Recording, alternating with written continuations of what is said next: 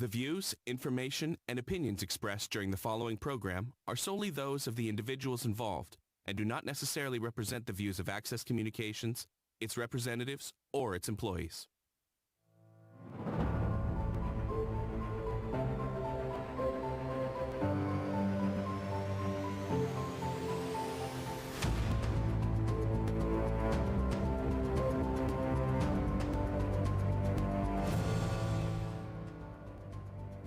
Live debate coverage is brought to you by the Saskatchewan Realtors Association, the Regina and Region Home Builders Association, and the Regina Hotel Association.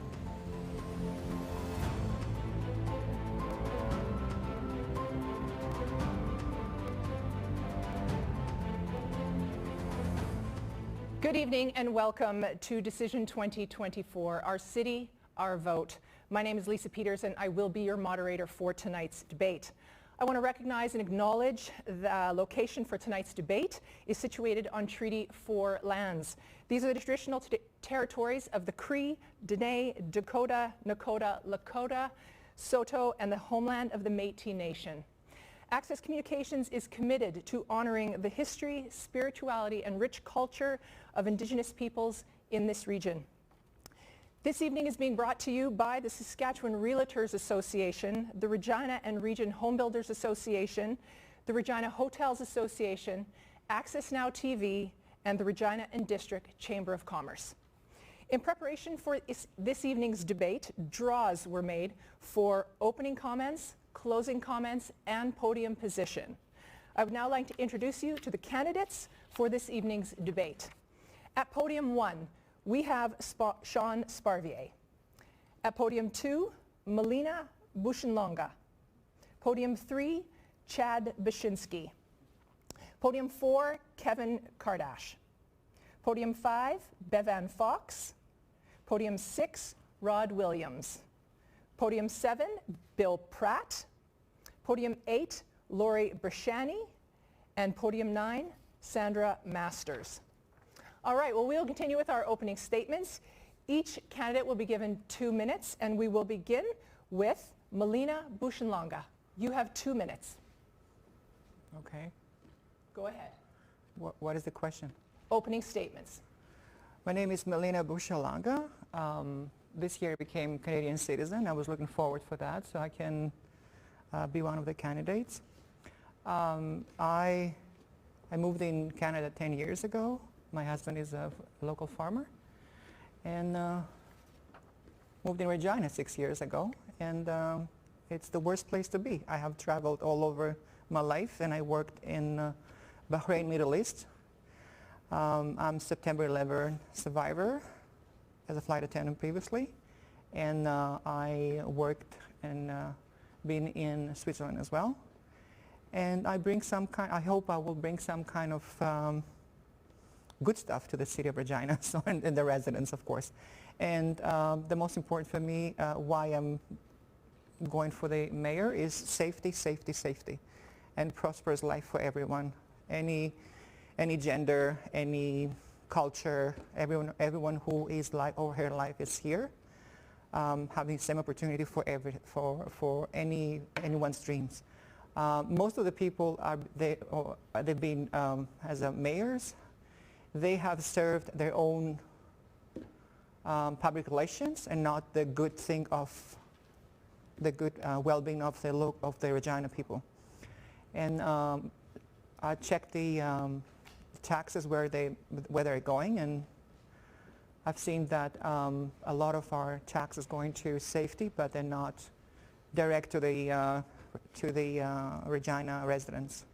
So the crime is very spike, and I look forward to work, of course, after this debate with every individual candidate here. And I'm sure everyone has some ideas that are missing my table, and bring it in positively, not negatively, of course not. All right, thank you, Ms. Bushenlonga. Thank you. Bevan Fox, you have 2 minutes for your opening statement. Thank you. It's wonderful to be with you all. I'm a member of Pasqua Nation and with roots from Paipot Nation. And Regina has been my home for many years. My education is in master's in administration, focusing on leadership. And my key priorities as your mayor is to bring leadership and my advocacy skills to address challenges facing Regina.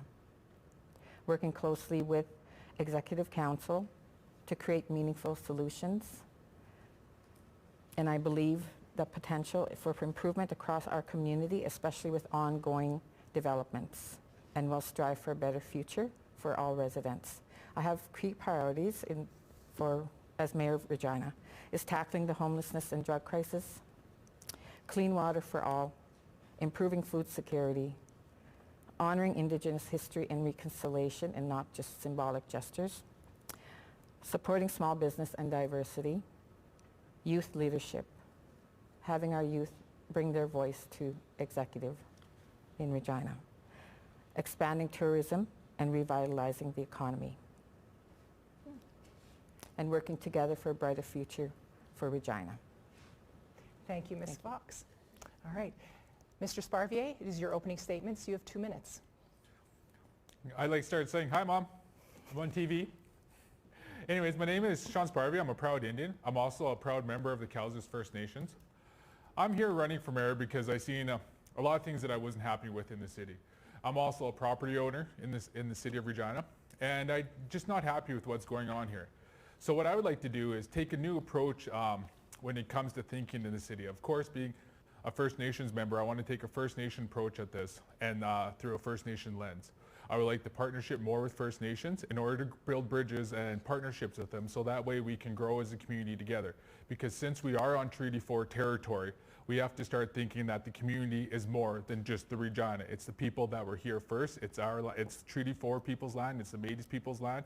It's all of our lands. So in Truth and Reconciliation, I want a partnership with them and do a lot of things there and start generating revenue for the city so we can start having these projects that we want, like the new pool, the new library, and also bring to the table a lot of the outside of the box thinking that I want to bring to the table.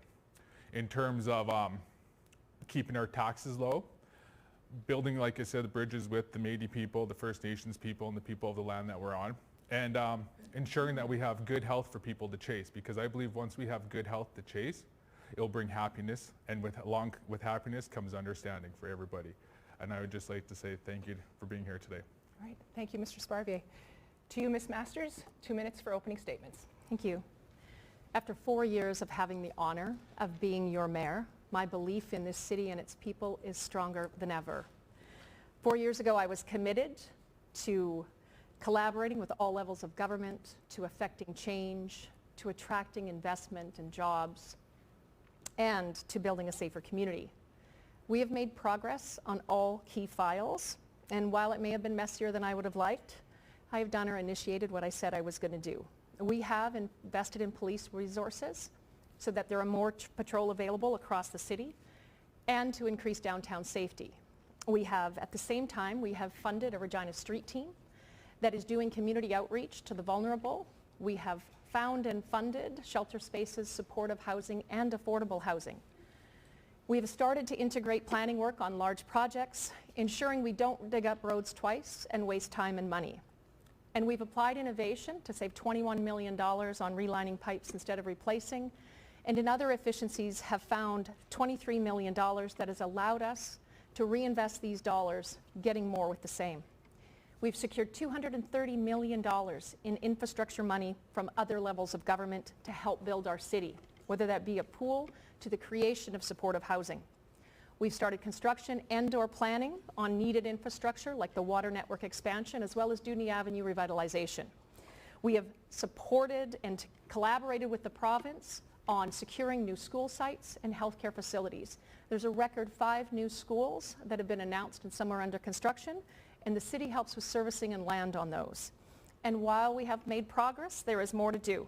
I will continue to work hard to build a safer community with stable infrastructure and supported by an economy that creates opportunity for our children to have a future here, but a future in a city that is rich with culture and activity. Thank you. Thank you, Ms. Masters. All right, to you, Kevin Kardash, you have 2 minutes.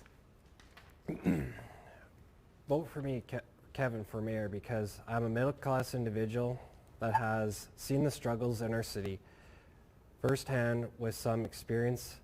I'm a small I am a small town Sass boy that makes aspirations and drive to do anything and everything to make our city the best it can be for our future, our generations to come. My big focus is on to reduce the crime because nationally, our city holds the biggest crime and we tie in second in Manitoba.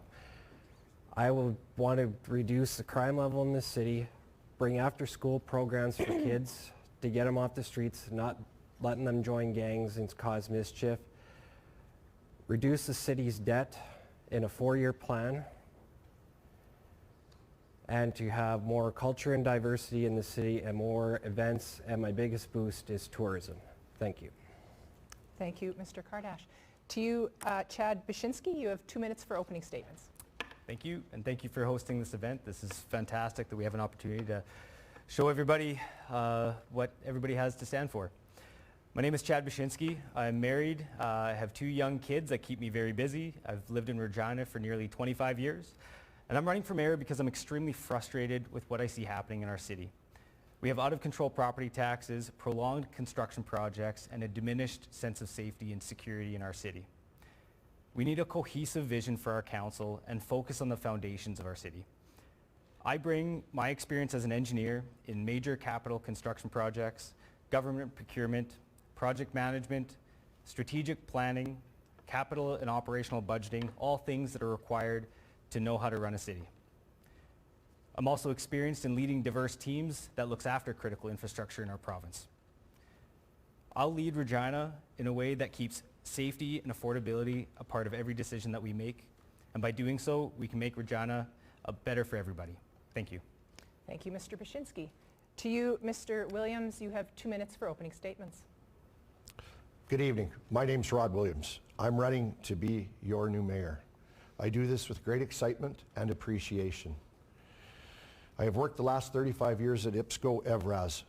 I'm grateful for my employer and grateful for USW 5890. I'm a crane operator, pipe inspector, and I'm a laborer. I carry a lunch pail to work and I work with my hands, and I'm proud of that. Before that, I played 3 seasons in the Western Hockey League.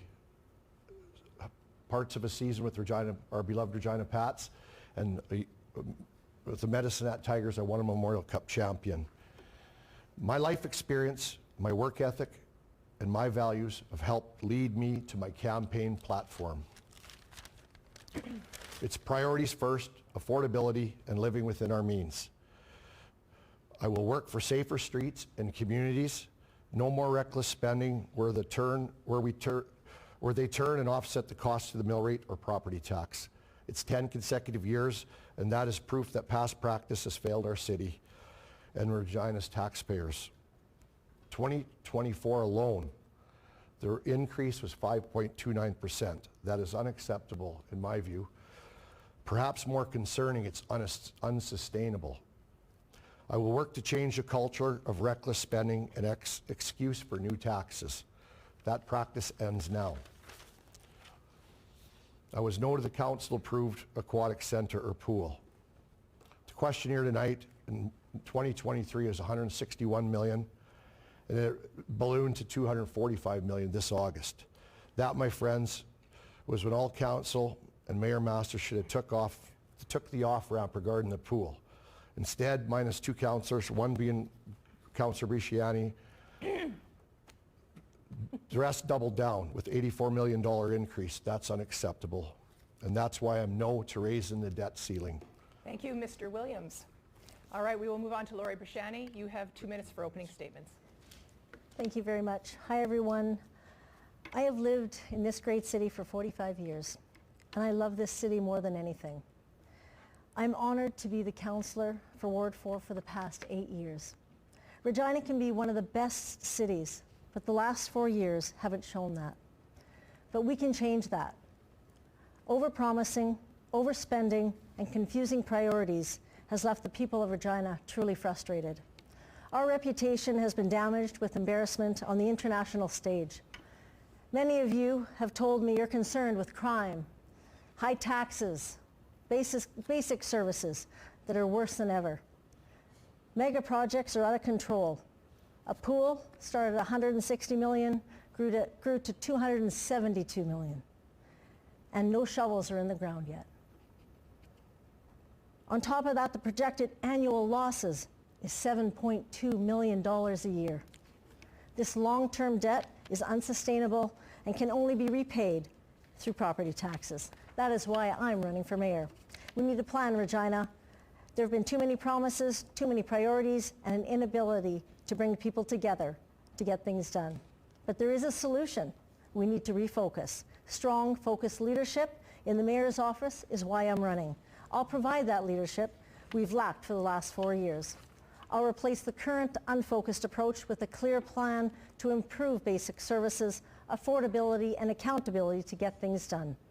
I'll end the division of council, bring people together and unite people, set clear priorities to get our momentum back. We'll build a Regina that's safe for our kids and our citizens. We'll build a Regina with fair taxes and robust services. A Regina with a competitive edge that attracts job creators with entrepreneurial spirit. A Regina where more people can afford to live and raise a family. Together we can build a Regina that reignites our passion and spirit. Thank you. Thank you, Ms. Brashani. All right, to you, Bill Pratt, you are our last opening statements. You have 2 minutes. Good evening, everyone. My name is Bill Pratt, and I'm running for mayor because I believe Regina is underperforming against its potential. I'm not comfortable with that, and I'm not alone in that either. Imagine if we could have a mayor that could lead us towards reaching our potential. Today we face serious challenges: homelessness, drugs, public safety, Regina Exhibition Association, infrastructure. Now let's be clear. Some of these challenges stem from a city council that has been dysfunctional, fragmented, and at times an embarrassment to our city. 2 of the individuals here tonight have been part of that council, and they've had their opportunity to offer positive change. Unfortunately, their efforts have not resulted in the city our residents want. To move forward, we must adopt an economic growth plan that elevates the quality of life for everyone. When our economy grows, it enables our city to excel in areas you rely on us for. You want well-maintained roads, snow removal, clean and safe drinking water. It also allows us to support the police and fire with what they need to do. It gives us greater flexibility to address complex social issues like homelessness, drugs, crime, and positive community engagement like recreation, arts, and other community building activities. I am uniquely qualified to lead our city to reach its potential. As a CEO, my work has taken me across Canada leading nonprofits and charities, and as well as working with top organizations right here in Regina. Whether founding and directing the Queen City Marathon, leading an organization that ran homeless shelters, or heading up an international development organization, I have consistently led transformational change. With leadership experience on local and national boards, I have a strong understanding of how organizations run. Voting for the same people will keep things exactly as they are. We can do better. As your mayor, I will be a champion for our city. Together, we will inspire a brighter future for Regina. Thank you. Thank you, Mr. Pratt. Thank you to everyone for your opening statements. We will now move on to our debate. Now, to our viewers, a form of these questions has been shared with our candidates prior to the debate. The first question will go to you, Mr. Sparvier. It's on fiscal responsibility. As mayor, how will you and your council ensure transparency in how our tax dollars are spent? You have 1 minute. What I love about this question is there's lots of beautiful technology that's out there today that can help us with this. There's AI that's out there. AI can keep track of all of our expenditures and everything else like that and keep live updates on the internet so people can see what's going on. And also we have to keep transparency with the people of the areas, or I guess of the wards that we're working in, and know what we're spending in their areas and know what is being spent on in their area. And I believe that all of this can be done with technology. Thank you. All right. Thank you, Mr. Sparvier. To you, Ms. Bushinlanga, you have 1 minute. The question was how we're going to manage the spending. Is that what it is? The fiscal responsibility. Okay, so I checked on a website, City of Regina website, about the spending of our taxes, and I've seen here police had this year more than anything and anybody else, and communities and investments like zero, and parks zero, and roads zero. I mean, that Saskatchewan Drive is horrible, like horrible.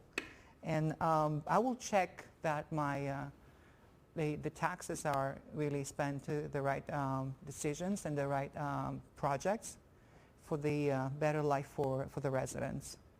And I will make sure that whoever is in charge for the program or any program that has to be funded has to have the accountability and further actions.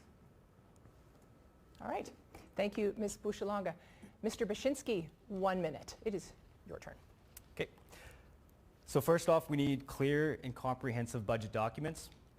This is an area where we've actually improved. So the C.D. Howe Institute ranked the City of Regina a B+ for financial transparency in their 2023 report. But we need to add in more public sector accounting standards into our budgetary items. So we're only doing this partially right now. I'd like to see us add comparisons for previous year's projections to add additional transparency and accountability to our budget. Also, I'd like to implement a transparent view into our finances so residents can clearly see and easily access how risk, value, and community benefit are all measured in our decision making. All right. Thank you, Mr. Bashinsky. To you, Mr. Kardash, you have 1 minute. Make sure that everyone is in favor of the decisions, completely truthful. If you hide and misform, it leads to a lot more issues. Creating a platform, televised info, social media updates, newspaper article updates, having those talks about what we need and to do to afford and provide the costs, where they come from. Showing the taxpayers exactly the breakdown and be divided into and where, when it would be implemented. Thank you. Thank you, Mr. Kardash. To you, Ms. Fox, 1 minute. As a manager and director in my past work relationships, I've ongoing, reviewing budgets and priorities, setting priority planning and projecting and reporting and evaluating. I would evaluate the tax dollars where they are utilized and also incorporating using quality assurance for sure. That's a big one in evaluating all our programmings. And so that using our tax dollars are not wasted on plans that are not working and are used on what is working and what is our priority. Thank you, Ms. Fox. Just to remind our viewers, because we have a lot of candidates, the question was on fiscal responsibility. To our final four, as mayor, how will you and your council ensure transparency in how our dollars are spent? On to you, Mr. Williams, you have 1 minute. Thank you. I would start with going back to no to the debt ceiling. That dangerous act or path could cripple this city for decades, and I will have no part of that. We have all had to live within our means in this city here, and I expect that city council and the people that plan our budgets would do the same going forward. I hope that, like the pool, getting back to the pool, it's to me, it's the $84 million increase. That's where we should have stopped. And we never fed no one. We never homed anybody. And I would rather have found ways to help fix our city other ways. Thank you. Thank you, Mr. Williams. Mr. Pratt, you have 1 minute. Thank you. At the heart of transparency is trust. That is trust between the mayor and city council, the mayor and the city manager, and most importantly, between the mayor and the residents of our city. You and I know trust in our city has been eroded. For me, with over 30 years of leadership experience, I understand trust is earned by leading by example. As mayor, I am committed to setting a new standard for transparency. At the end of every month, my meeting calendar and phone logs will be shared with you so you know who I've been talking to, what we talked about, so there are no thoughts about I'm cutting special deals with friends or special interest groups. Attendance records for me and all councillors will be available every month. You need to know who's showing up for you and doing work for you as your representative. And I'll work with council to establish an easy-to-understand quarterly report on key performance indicators. That's different than a financial statement. We need to understand what are our outcomes and how are we achieving them. Building trust and being open are fundamental to being a mayor. Thank you, Mr. Pratt. To you, Ms. Brashani, you have 1 minute. Thank you very much. You know, being on council for the last 8 years really has taught me that we need to engage the public. That means that we have to go out to the public. We've got a finance committee, but people actually don't have a whole lot of time to dig into everything. So actually, I will continue to get out into the community and host on budget, but not just on budget, but on transparency and everything that we're doing. Again, I think we need to be accountable in every dollar that's spent. Example with the pool. The cost went up 50% and no consultation on the increase of the costs when it came up to the $245 million.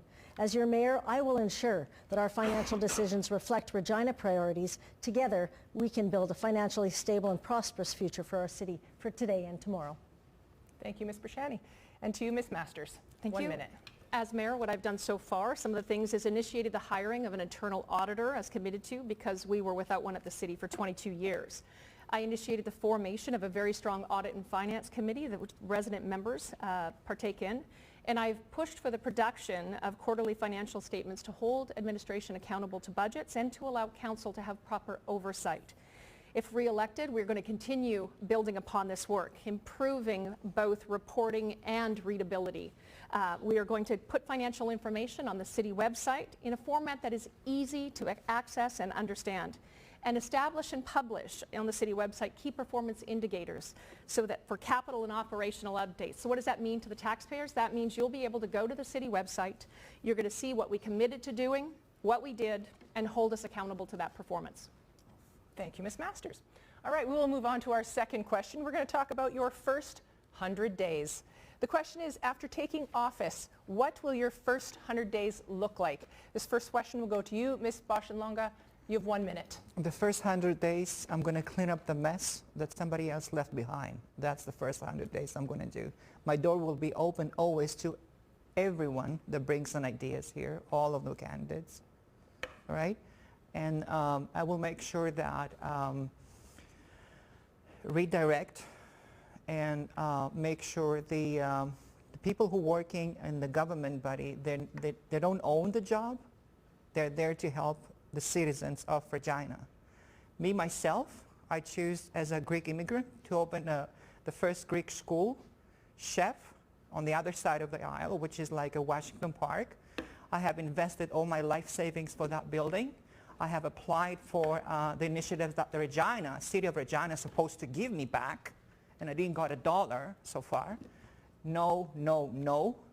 And I will make sure that small businesses are really taken care of. And I will make sure that the fat check payment of the salary of the high positions in Regina will be limited, like smaller. Thank you, Ms. Boschenlonga. Mr. Baczynski, you have 1 minute. So first 100 days, I'm going to be meeting with city administration to really get a lay of the land, get a better understanding of what projects we have ongoing, what challenges they face. Next, we'll also, in parallel, we'll start to build a strong council, building those relationships and understanding what individuals' thoughts and ideas are, so we can start to build that framework to make sure we're all rowing the same direction. We have at least 50% new councillors coming in, so that'll be important to understand where everybody's at. Public perception is that council was dysfunctional, so that's going to be a priority to make sure we don't let that happen again.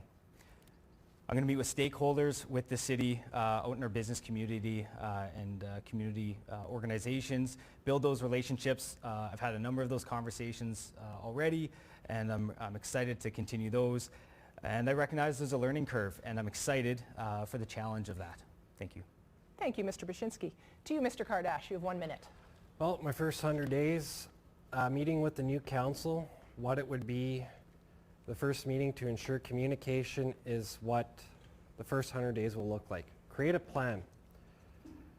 Include the pre-existing plan in the works. Finalize at least one project to proceed. Providing a sit down with the homeless shelters and food services and community provides and have a winter plan in set. Who needs extra assistance, build a secure foundation, a budget for the first 6 months that we're not going over or under budget.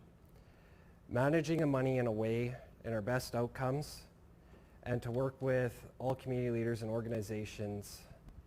Thank you. Thank you, Mr. Kardash. To you, Ms. Fox, your first 100 days. You have 1 minute.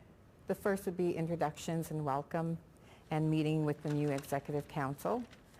And what our roles are: orientation, meeting with the staff, administration, reviewing priorities at task, and the plans. There's so many plans right now that are there.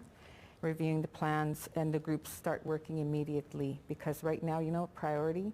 Look downtown, we have our young people dying, overdosing on the streets. We have our homeless people. And those would be my priorities for the first 100 days for that. Thank you, Ms. Fox.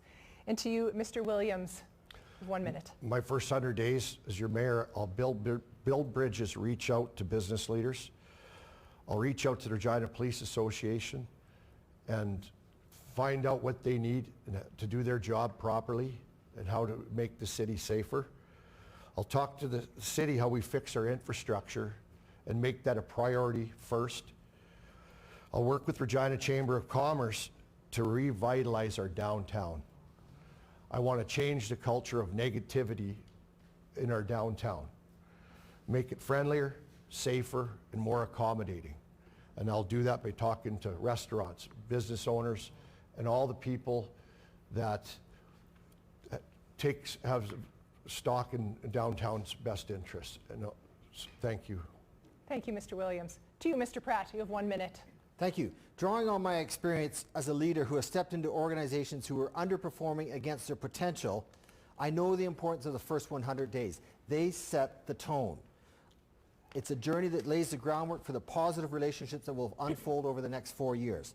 I will focus on rebuilding the connection between the mayor, the city manager, senior executive team, and all city employees. I will work with council to ensure we come together and understand our role over the next 4 years. It's important that we work together and allow administration to do what they excel at and let the council do what they do. I will engage with key stakeholders across our city, including the Chamber of Commerce. I invite you to come with me on this 100-day journey. And at the end of the 100 days, I will report back to you on the progress I've made to achieve a clear alignment and agreement on where we're headed for the next 4 years. Thank you. Thank you, Mr. Pratt. To you, Ms. Brashani, you have 1 minute. Thank you. You know what? I will build a team. I'll build trust and build the foundation with my council, colleagues, and administration. We need to take what we heard at the doorstep and develop that roadmap. I'll meet with staff and empower them and appreciate what they do each and every day. I'll implement a leadership culture that prioritizes service to our residents that includes transparency, accessibility, and accountability, ensuring councillors are fully trained in governance, rules and best practices, and understanding the roles and responsibilities of a municipality.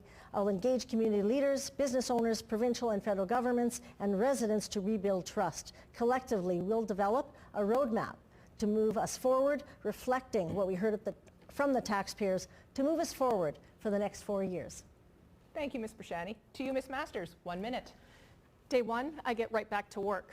I don't cost our city any time in learning the role of mayor or building the relationships that are needed. I'm going to be ensuring that we're continuing to build safer community and working to secure affordability as we prepare the next budget. If re-elected, I will use what I've learned and the experiences I've had over the last 4 years. I will meet with councillors to discuss the good work that is already underway and discover their interests in the various committees and what they're hoping to get accomplished over the next 4 years. We will ensure that the work that's been approved and the money that's been invested to date continues and continue building upon the relationship that have been developed in advancing the city both economically and socially. This is an opportunity for Regina to further expand on the relationships that I've built with other levels of government, with business organizations, community-based organizations, and cultural associations. Given that we'll have a minimum of 6 new city councillors, no provincial representative in cabinet, we need to have an experienced mayor for stability at the city. Thank you, Ms. Masters. And to you, Mr. Sparvier, what will your first 100 days look like? You've 1 minute. When I seen this question, I was excited. I'd just be like a kid in a candy store, honestly, if I was at the mayor's office, because I don't even know where I would start, honestly, because you'd want to do everything right away, right? Everything would become #1 on your agenda. But what I'd like to do is data collection. And what do I mean by data collection? I mean going around and talking with everybody like everyone else has, one-on-one meetings with councils and meetings and coming up with an agenda that we're going to work towards for the first year, and then hopefully later on we can come up with the second year. But what else I'd really like to do and focus on is getting back to the worker, the actual individual worker. I'd like to understand where their jobs are, what their problems are, and what I'd like to do is actually for the first while is venture out into the actual working community of the city and help the people who have labor jobs and see what they do. Help the people at the desks that have the jobs. Help the people in all the different departments that we have in the city so we can get a good understanding of what's going on, because without getting that understanding at the ground level, at the individual level, instead of at the group level, I guess, where someone has to look after a group, we have to get back to the individual level. So that's where I want to get back to, is talking to the individuals, working with the individuals, and building a good relationship with them at an individual level. Thank you, Mr. Sparvier. All right, we will move on to question 3. We are talking infrastructure. Construction is needed to repair and improve our city's aging infrastructure. Explain how you will ensure the future construction is coordinated with all departments to ensure maximum efficiency on human and fiscal resources. The question will go to you. Mr. Baczynski, you have 1 minute. Thank you. So this is my background. This is my expertise that I will bring to the city. Managing major infrastructure projects, specifically around critical infrastructure, this is what I know. This can be done better. I can tell just looking at the city and the frustrations that I hear from residents and how they perceive a lot of the work that's going on around the city. We need to look at the processes. We need to improve the processes. We need to look at policies that govern how administration is able to execute construction projects. We need to look at our procurement practices as well to make sure that we're offering flexible time frames. So what I will bring forward is to investigate 24-hour construction, to investigate extended construction hours, to make sure that we don't have 2 seasons in winter and construction season. All right, thank you, Mr. Baczynski. To you, Mr. Kardash, you have 1 minute. Well, construction is one of the biggest issues that we'll have to fix in our broken city. Well, how will I make sure that construction is the future and coordinated with all departments and maximum efficiency on human and fiscal resources? Looking for local Saskatchewan companies that will be willing to sign a contract with our city for long term. It would be the only benefit for our city's resources and our pockets that comes out of the taxpayers' pockets. It will be fiscal resource, paving roads, major roads, as well as small residential roads that haven't seen improvement in the past 10 years. Maintain weight restriction towards residential roads to alleviate the distress with having roads having huge ruts and weights of semi-trucks. Human resources would include, like I said before, local companies. Thank you, Mr. Kardash. Thank you. All right, Ms. Fox, you have 1 minute.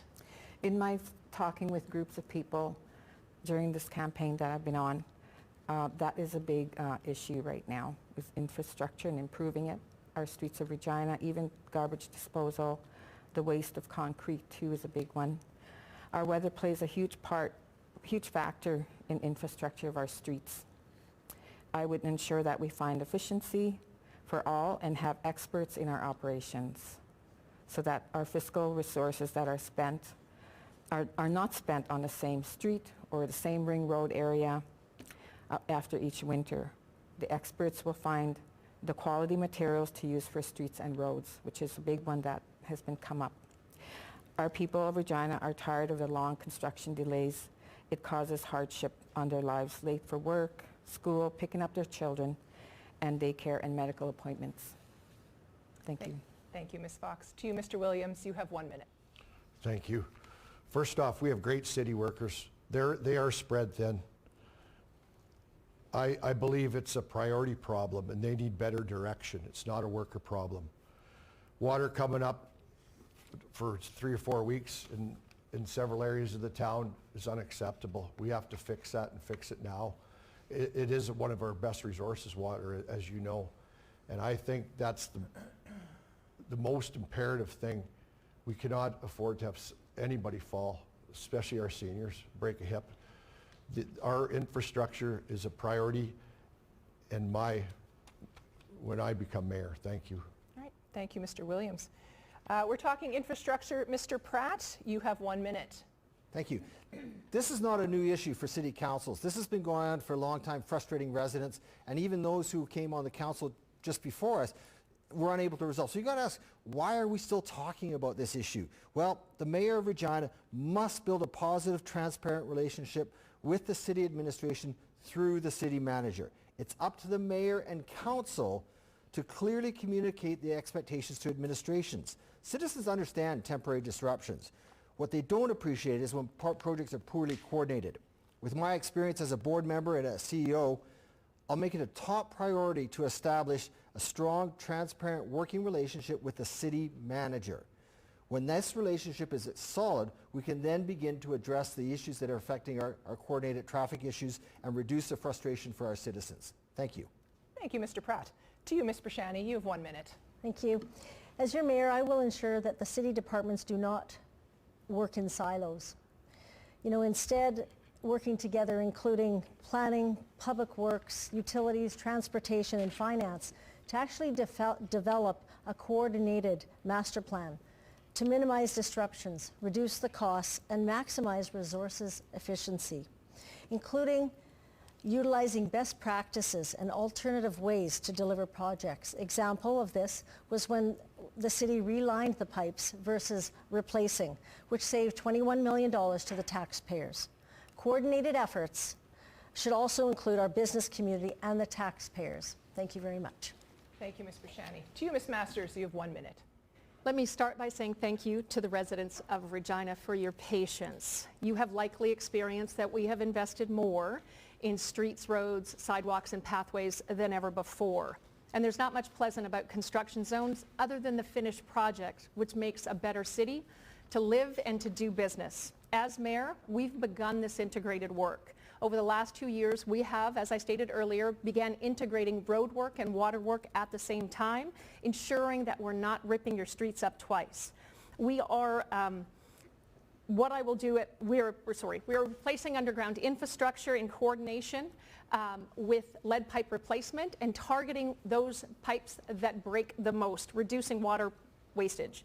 What I'll do if re-elected is to maximize the construction time where applicable and where we can, and to collaborate with industry to gain efficiencies when contracting on major projects. We'll extend coordinated planning across all projects, big and small, and ensure that we continue planning and sequencing infrastructure improvements in a transparent way.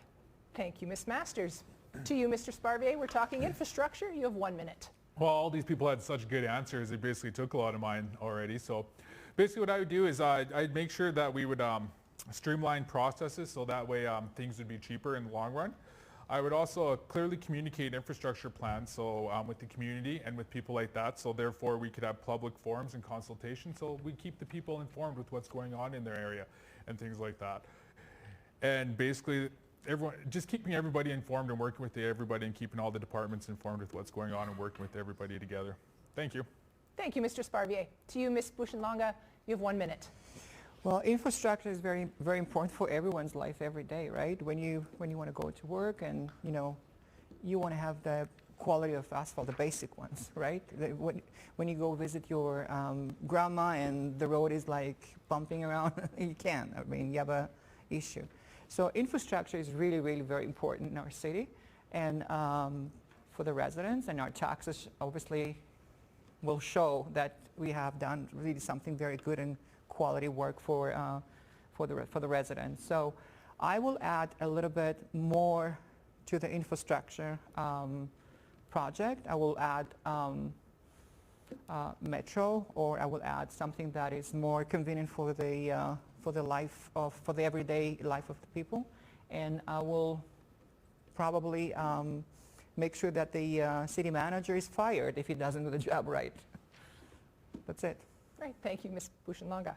All right, we're going to move to question 4, which is on housing affordability. And candidates, our next question has been recorded in advance by Stu Niebergall of Regina and Region Home Builders Association. Let's have a listen. Recently, our mayor and city council implemented policy and zoning changes to promote more housing development in our community. If elected, would you support and uphold initiatives that expand housing options, enhance market choice, and improve affordability?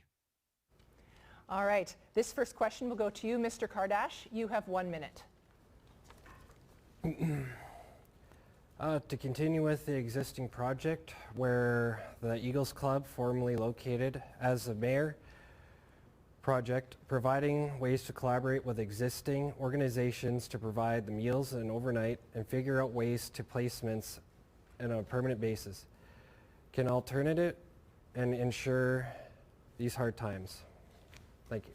Thank you, Mr. Kardash. To you, Ms. Fox, you have 1 minute. For housing affordable options, I feel we need really more of that for our people. I met with a group the other night, and they're stating about the housing situation in Regina is the high levels of raising rent, affordable housing, and no housing for people. A lot of talk about that and concerns, like real issues, concerns. So this is a big one.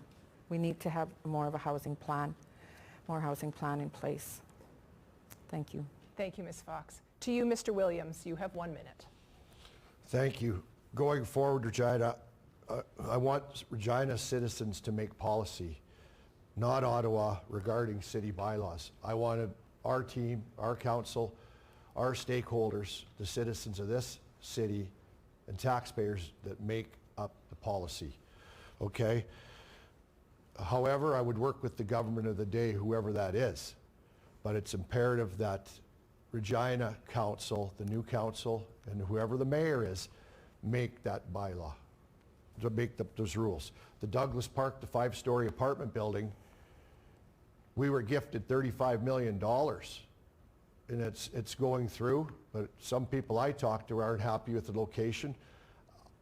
We don't live in Vancouver, we don't live in Toronto. I was hoping to build out as opposed to up. And yeah. Thank you, Mr. Williams. Thank you. Mr. Pratt, you have 1 minute. I certainly, thank you for the question. I understand that this is a divisive issue at times because in theory we understand the concept of densification. It improves our city, it makes things easier, can make more vibrant communities, it's good for the environment. The rub comes when the house is going to be built right beside yours. We're at a point now where housing supply matters to our city. We have to figure out how are we going to move through this. I don't think we can send that money back. You know, that's gone. We're going to have to execute and make this happen. And because the residents don't feel like they were part of the process to get here today, we now have to work extra hard to ensure that their citizens are part of the process as we start to execute on this new direction. I mean, supportive housing or affordable housing, it matters to our city. Incentives and streamlining the processes for home builders to make it easier and faster for them to build, that's important. We need to build partnerships to maximize our impact and continue to help our city grow to be all that it can be. Thank you. Thank you, Mr. Pratt. Ms. Brashani, we are talking housing affordability. You have 1 minute. Thank you very much. We do know that there is a shortage of affordable housing, so we do have to do our part. We also know that many of the affordable housing has been built around the city. You know, it's time that we have to actually look to go into the city where we have amenities and we have services, close to transit.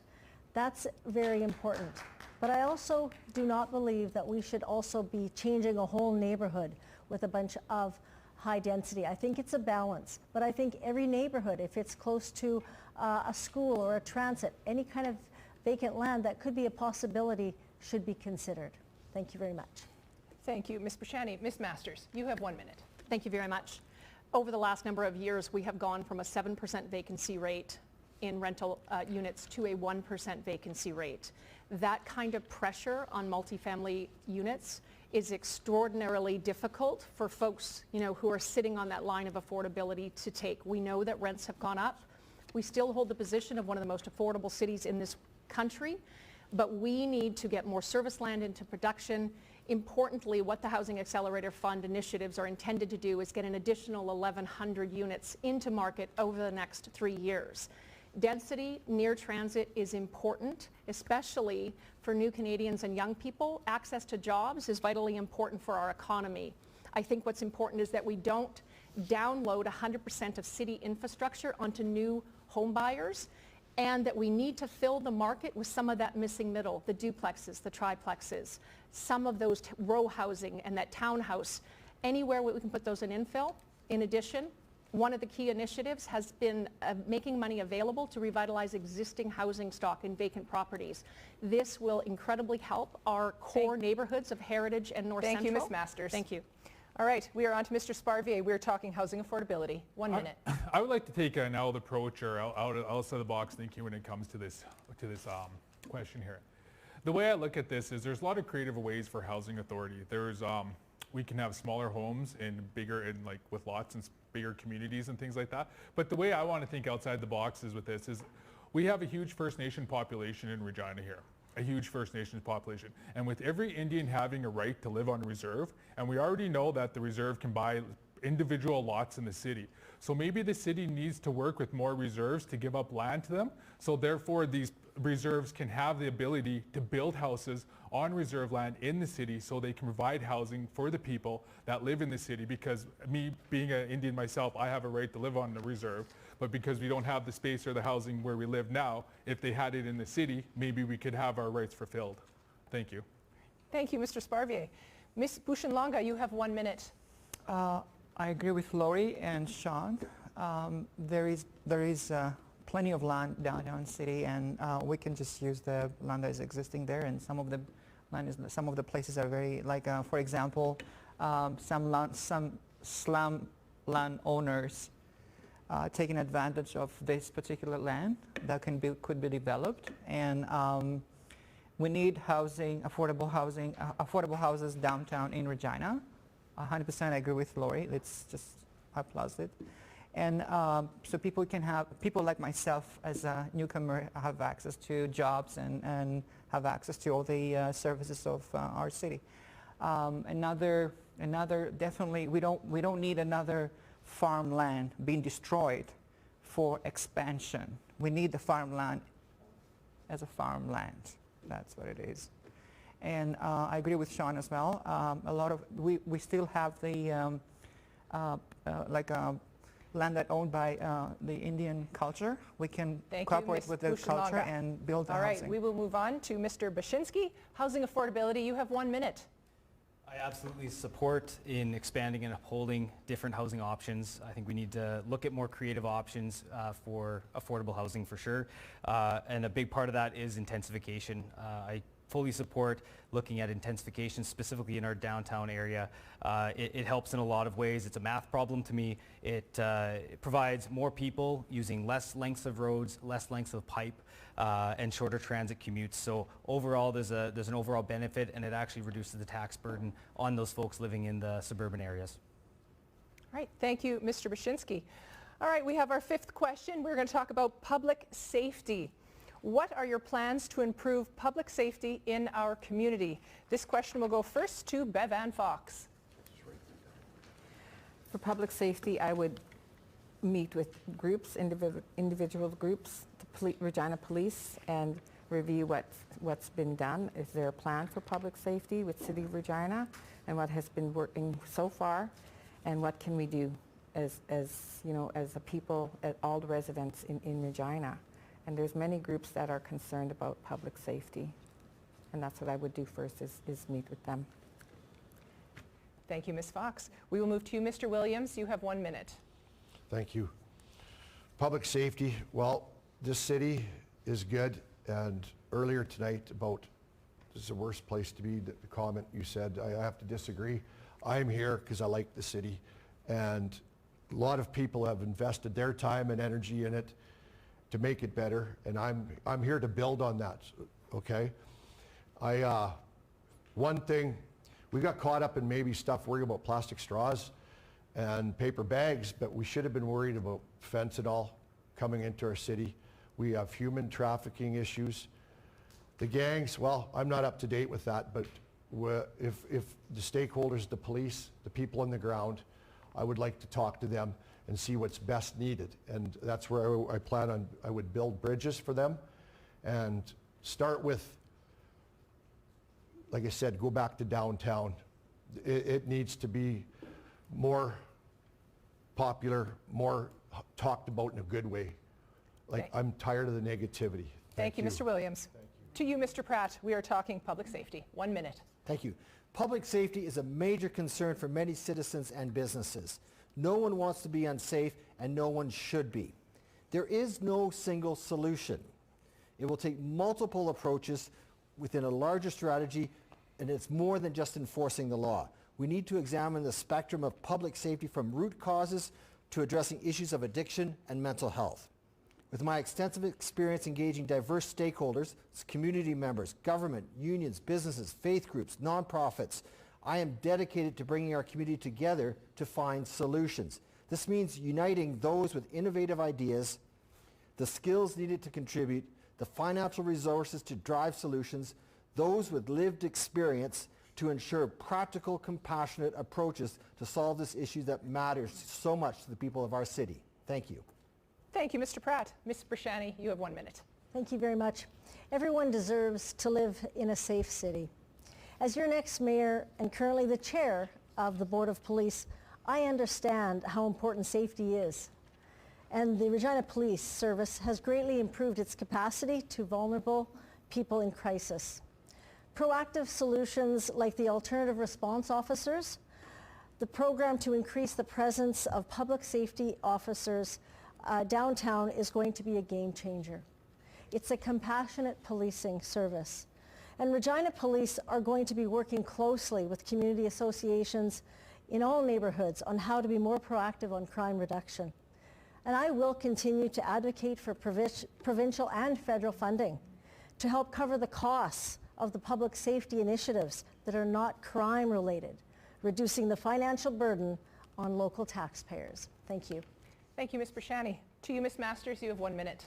Thank you. I have supported, as mayor, I have supported the hiring of 46 police officers and 8 alternate response officers to do some major catch-up from 8 years of under-resourcing our police. We saw about $3.8 million announced from the province recently for more frontline police officers, and that's going to mean expanded police presence across the city.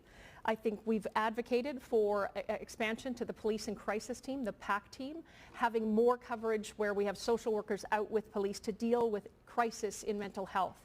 It was actually Councillor Bresciani and myself who advocated to the province to get sworn peace officers in hospitals so that our police officers, our patrol officers could transfer custody, and we have saved about 1,000 hours of patrol time, again, meaning we've got more boots on the ground. If re-elected, we're going to continue to support police and fire and make sure they're appropriately resourced. I'm going to support RPS in setting up neighborhood watch programs across the city and continue investing in things like downtown lighting, because safety just isn't about police and fire and emergency services. Thank you, Ms. Masters. All right, to you, Mr. Sparvier, we are talking public safety. You have 1 minute. Well, I'd like to take a different approach at this. What I'd like to do is public safety is a huge issue, and there's technology out there that we're not utilizing yet in terms of artificial intelligence. We can put cameras up around the city that have artificial intelligence hooks up to them. So therefore, my cameras at home on my house have facial recognition on them. So there is technology out there that we could have and utilize for dangerous areas and areas of the city that aren't safe. And where I want to think outside the box is, I like lawyers where they said they hired special constables. I applied for one of those special constable jobs. I didn't get it. So what I would like to propose is you have to get down to that level of fighting crime in order to know what it really is, and get down to that level of public safety to know what it really is. And I think being young and fit and energetic as I am, the mayor should be able to hold the title of a special constable if he can pass all the requirements. So that way he can walk the beat, he can walk downtown, he can talk to business owners and find out really what's going on, and he can get down to that individual level. So therefore he can come up and formulate his own plans along with the plans of other people that are actually doing this and come up with a good way to move forward. Thank you, Mr. Sparvier. To you, Ms. Bushinlanga, you have 1 minute. Thank you. Thank you for the question. It's very important. As a businesswoman downtown, actually, I was attacked, pepper sprayed. Sometimes I go volunteer back alley with my husband and my family, people who have they forgot the calendar day for the brown bean or the blue bean, and I was attacked with paper spray by 2 criminals. We took a video. We had a video, and they've never been prosecuted from the Regina Police. Number 1. Number 2, one of my other neighbors. He's an elderly man, 71 years old. He was brutally attacked as well. There's nothing, because there's no results after when. He reported that crime and never got an answer back. So the problem is we need judge. His specialty is in narcotics, and we need to soften up the crime. I live in downtown. I own properties in downtown. I have invested my life in downtown, and I'm not negative at all. All right, we will move on to Mr. Bashinsky. You have 1 minute. We are talking public safety. I have also heard stories of people being chased downtown, stories of being scared to run around Wascana Park anymore. It's important that we invest in the reactive police and fire areas to make sure that we have the proper resources to tackle those things. We also need to invest in the proactive elements as well.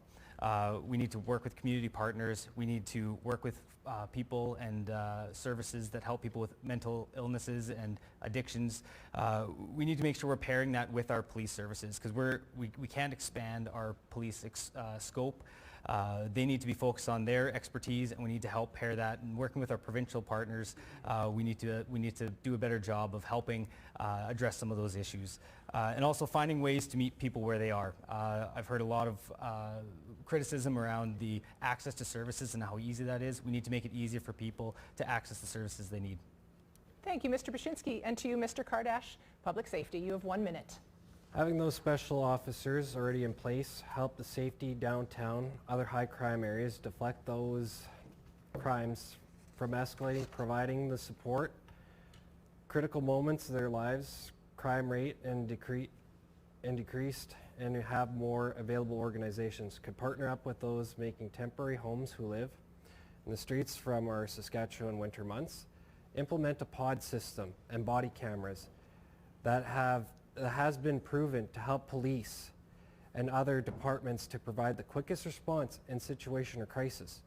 Footage will also cover persons involved, become evidence in any case against or the officers. Community watch, huge back then. It needs to come back. We are lacking in making our community safe from strangers' homes. And typically the best option, phones weren't accessible. Being the most... All right, thank you. Thank you.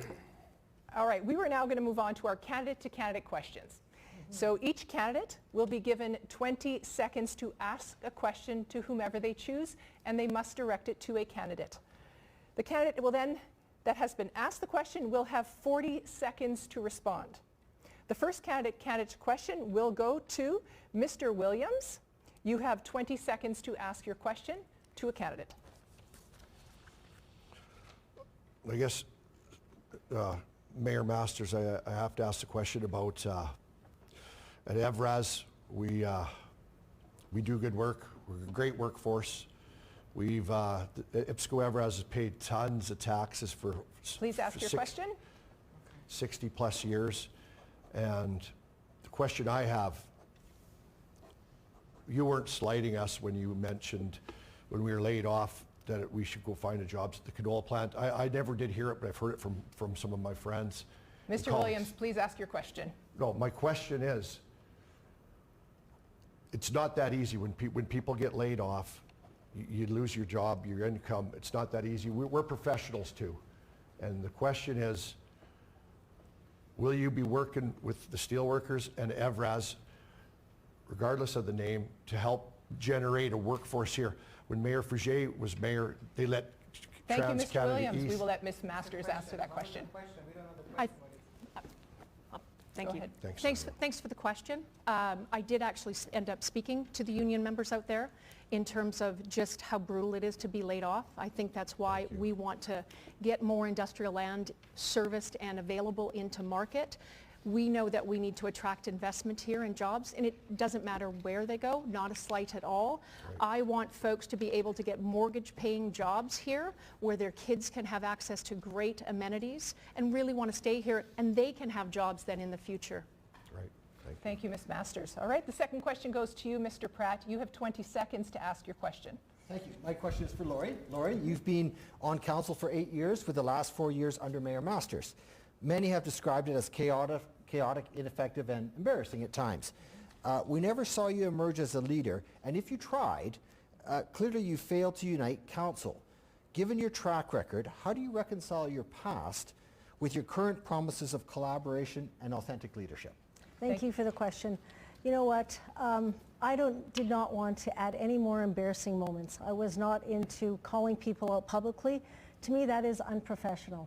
I think having a conversation with the mayor was my priority, and that's what I did. I think to do it publicly, but I will tell you that I have worked with the councillors that were frustrated, and we worked with a plan that way. So it wasn't in public, and I was not there to make a scene, because I think that just adds more embarrassing moments to the past council. Thank you for the question. Thank you, Ms. Brashani. The next question actually goes to you. You have 20 seconds to ask your question. Thank you very much. This question is for Mayor Masters. Mayor, when you had your donations that were made last term, you had developers, you had real staff and board members on that. Can I just ask why, that made financial donations, can I ask why you never recused yourself for any conflict of interest by accepting those donations as they moved forward to come to council? Thank you so much for the question. I do not recall at all any real staff donating to my campaign. It was a mix of donations from residents, business members, professionals who were interested in a change at that time. If you recall, I did in fact recuse myself because I had served on the board prior to 2020, and I recused myself for the first year of any decisions as they were related to the Regina Exhibition Association to create some distance as board members were replaced so that there could be no conflict of interest as it relates to decisions relating to real. All right, thank you, Ms. Masters. The next question actually goes to you. You have 20 seconds to ask your question to any candidate. Excellent. My question is to Chad Baczynski. Thanks for putting your name forward to run for mayor. I was reading your platform and something you stated caught my eye. You wrote, to draw more people to Regina as a qualifier. I believe that to be very important. Can you elaborate why you think that's important? Thank you for the question. To draw more people to Regina, ultimately we hear a lot about property taxes. Our base income is property taxes. So I believe that that is a hugely important issue that we need to look at, and we need to draw more people into the city to take that pressure off our residents. Great. Thank you, Mr. Baczynski. All right, well, the next question goes to you, Mr. Sparvier. You have 20 seconds to ask. My question is just a simple one for Sandra. What is your most regretful decision that you've made since you've been in office? I'm not sure it's actually a decision that was made. It was actually things not done. Probably waited too long. Originally trying to give administration some space to adjust to the changes that we were trying to implement, like integrated construction, like the efficiency review. And it was probably just waited too long in terms of understanding that council together, when we make votes, can actually direct policy, strategy, and the direction that we undertake. And so from the Audit and Finance Committee to others, that's really, I regret not starting that faster. Thank you. Thank you, Ms. Masters. Next question goes to Ms. Bouchalanga. You have 20 seconds to ask your question. My question goes to Sandra. Would you donate your salary to the homeless, which I'm going to if I win? Because your salary is really very good, and you're going to be by almost 1 million richer when you leave the city, when you leave the office, I guess. Thanks very much for that question. It's interesting. The reality is it's my sole source of income. I was a single mom, raised kids. I don't own much. I lease a vehicle. I rent a townhome. I put 4 kids through university. And so really it is my only way to pay for my housing and in terms of supporting myself as well as my kids and my grandchildren. Thank you, Ms. Masters. Mr. Baczynski, you have 20 seconds to ask a candidate a question. My question is for Lori. You've proposed a renovation center. Do you have any concerns with the unknown hidden costs of renovating a complex as old as the Lawson is? Thank you. I asked that question to administration, and there was an assessment done on the Lawson to do a renovation, and we asked to have that come forward, and that was not passed. It was a motion that we brought forth. I do still feel and believe that that should be one of the options that we should be consider. Because the price has gone up 50%, we absolutely should be looking at every option for that pool moving forward. Thank you. All right, our last question is Mr. Kardash. 20 seconds to ask your question. Well, my question is to Mr. Baczynski. One of your platforms say to have 24-hour construction. As to people that live in the city that work a 9-to-5 job and with the noise bylaws, how are you going to implement with the noise and the bylaws? Thanks for the question. So my main focus for the 24-hour construction, to clarify, would be on main arteries away from most residents. That being said, there are folks that work shift work and other hours, so we're not really accounting for all types of work that people are working on. And ultimately, a longer or extended construction schedule is also something that would benefit the city as well. So really just looking at more creative options and how we execute, so that way we can reduce the impact overall and actually reduce the noise overall. Thank you, Mr. Brzezinski. All right, Ms. Fox, you are our last candidate. Question, 20 seconds. Question to Sandra Masters, Mayor. What of the 94 calls to action of truth and reconciliation for Indigenous peoples, how many of that calls to action have you done for the city, rather than just symbolic gestures? Thank you very much for that question. We did introduce Indigenous procurement for call to which we have an Indigenous Procurement Advisory Committee as well as an Elders Advisory Committee now for the first time at the City of Regina. In addition, number 8, in terms of creating cultural spaces, we established ceremonial spaces under the advisement of elders so that we can do intercultural training with city staff, service providers, and as well as urban Indigenous who may feel disconnected. Thank you. Thank you, Ms. Masters. Well, thank you very much, candidates, for an excellent candidate-to-candidate questions. You guys did great. We're going to move on to our next question. We're going to talk about real. So a healthy real district is vital for economic growth and tourism. How will you ensure the Regina Exhibition Association Limited is creating economic growth opportunities for our community? This question will go first to Mr. Pratt. You have 1 minute. Thank you. The Regina Exhibition Association holds a long and respected place in our city's history. It also has a crucial role in our future. Council Mayor allowed Real to have the slip into its current state. We must look forward and work to restore it. What's happened's happened. How we're going to move forward is what's important. Real needs to transform into a vibrant and relevant organization that contributes to the economic growth and tourism. This will require significant change. The Real of tomorrow will look different than the Real of today. As mayor, my role will be to ensure council council understands Real's potential to work in concert with Real Board to convene the stakeholders needed to drive transformation. This effort will extend beyond the sole responsibility of the Board of Directors of Real. It will require collaboration from all actors, making Real an active player within our city's tourism and entertainment landscape. Thank you. Thank you, Mr. Pratt. To you, Ms. Brashani, you have 1 minute. Thank you very much. Right now, we know Real is not healthy. We need to look at all options and reevaluate what the best, and we know the current model is not sustainable. I brought forward the motion to look at options for Real because we knew that it is not sustainable for the taxpayers of Regina. So we also appointed a new board to reevaluate whether that remains a municipal corporation of the city or looks at alternative business models.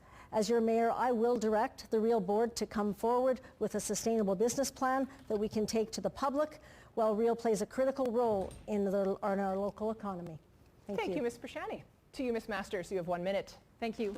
We need Real to be successful because it represents $285 million in economic impact to this city. And it's one of our core recreational hubs and a center for community gathering. As mayor, I have for several years pressed for the development of a sustainable financial model to help not only invest properly in the capital assets that exist there that are city-owned, but also I've consistently been a champion for any programming that brings new tourism dollars into our city. And if re-elected, I'm going to continue to press for investment in the maintenance, repair, and performance of our existing assets and to fund new infrastructure. We need facilities to attract more national sporting, trade show, and conventions to our city. Every city wants to host. Other cities are investing heavily, and we are falling further behind. We need to compete with the right facilities and space. I know we're the best host, and we have the absolute best volunteers in this city. Thank you, Ms. Masters. All right, to you, Mr. Sparvier. We are talking about a healthy, real district. You have 1 minute.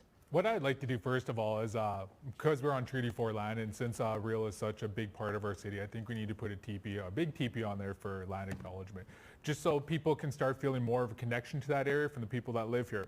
Some of the other things that I would like to do when it comes to the Real is I would like to, of the city, maybe we could have cost recovery where people could rent and lease those areas out so they could have individual concerts, more private concerts, or even just concerts where the city could come, but have it at a cost where they can just come and pay what it costs just for the event, not all the overhype, just what it physically costs for it. Because there's lots of musicians in town, but they just don't have a big enough venue. And if they did have the big enough venue at a reduced cost or subsidized cost that the city would help them with, I think that would also help with the tourism that's down there. Thank you. Thank you, Mr. Sparvier. Ms. Bushenlanga, you have 1 minute. I live close to Rio, so there's nothing interesting going on in Rio. It's very empty. Like taxpayers' money wasting there, and it's just so empty. I don't think Madonna is going to come over there and give any concert. We have second-class artists coming over there and giving concerts, and I will develop that land, beautiful land for affordable housing. That's my plan. Thank you, as Ms. their mayor. Thank you, Ms. Bushenlanga. Mr. Brzezinski, you have 1 minute. Real has obviously been quite controversial in the last number of years. We need more oversight, obviously, and better oversight. The previous CEO had a $400,000 credit card limit with no accountability. Real is not giving us a return on investment that we need. It needs a comprehensive review. It's only vital for economic growth and tourism if it's attracting and holding events that bring revenue to the city. So we need to take a much more critical look at the current model and be open to different operating models for Real, like private investment and shared ownership. Thank you, Mr. Brzezinski. To you, Mr. Kardash, 1 minute. Fun fact, 3.5 million visitors per year, 345 GDP, 100 acres of connectivity to use around since 1884, a nonprofit organization, which means it won't be going anywhere time soon. It's a huge part of Regina. A healthy Real district can include more concerts, activities, football fields, meeting rooms, and the building itself. More activities to be held in the hockey arenas, mosaic this summer, farmers markets every Saturday, incomes towards small businesses to thrive off of, person interaction. Typically used for concerts, the Queen City X for a few days of the summer, space in the summer, outside activities, children's programs that connect and nature that still bring the city, lowering the cost of programs. Bring more opportunities, all families, and the cost of lowering and coming and making the session of all. Thank you, Mr. Kardash. All right, Ms. Fox, you have 1 minute. Real, and I see opportunity there, much opportunity, but I also see empty space that can be utilized. Empty space we can create for families, young families can bring their children there, create activities for them, create festivals, create more gatherings. I know First Nations University has an annual gathering every spring, and everyone looks forward to that, and they bring in a lot of people into Regina from everywhere, from the United States. So there's other things we can do with Real, and I would definitely work harder, more closely with them. All right, thank you, Ms. Fox. All right, Mr. Williams, we are talking about a healthy Real district. You have 1 minute. Thank you. Real district is vital, I believe. It's vital at how we make it better. How do we do it? Well, we could turn it over to a third-party developer in conjunction with the creation of the city development organization. It's time we get the policy leader, we move on. Soon we will be welcoming agribition. People from all over the world come here. That's been a staple for over 50 years. We have friends from Montana, North Dakota, South Dakota, Alberta, Saskatchewan. Right now, we have 1,300 pickleball players that will be shut down for 2 weeks. My friend Troy Kosher, I promised him we'd find a way to make it work. Next year at this time, we're going to have 2,600 pickleball players, and I think we find ways to make it work. Because I know several people that work there. It's how we make it better. All right, thank you, Mr. Williams. And we can't shut down the pickleball, can we? No. Right. All right, we're going to move on to tourism, Regina. And candidates, our next question has been recorded in advance by Tracy Fallman of Regina Hotel Association. So let's have a listen. Tourism Regina has experienced multiple structural changes and shifts in recent years, including releasing a marketing campaign in 2023 that negatively impacted Regina's reputation. If you were elected mayor, and as this entity rebuilds, how do you envision the future role of Tourism Regina? And what actions would you take to ensure its long-term stability, as well as its effectiveness in supporting Regina's visitor economy? Thank you, Tracy Fallman. All right, this first question goes to you, Ms. Brashani. You have 1 minute. Thank you very much. You know, I will tell you that tourism and the Hotels Association working together is vitally important. Tourism to our city is vitally important. We need to be welcoming. We need to also market and promote our city, increase the efforts as a travel destination. You know, we are known as a destination for hosting of events. And again, that comes down to the tourism.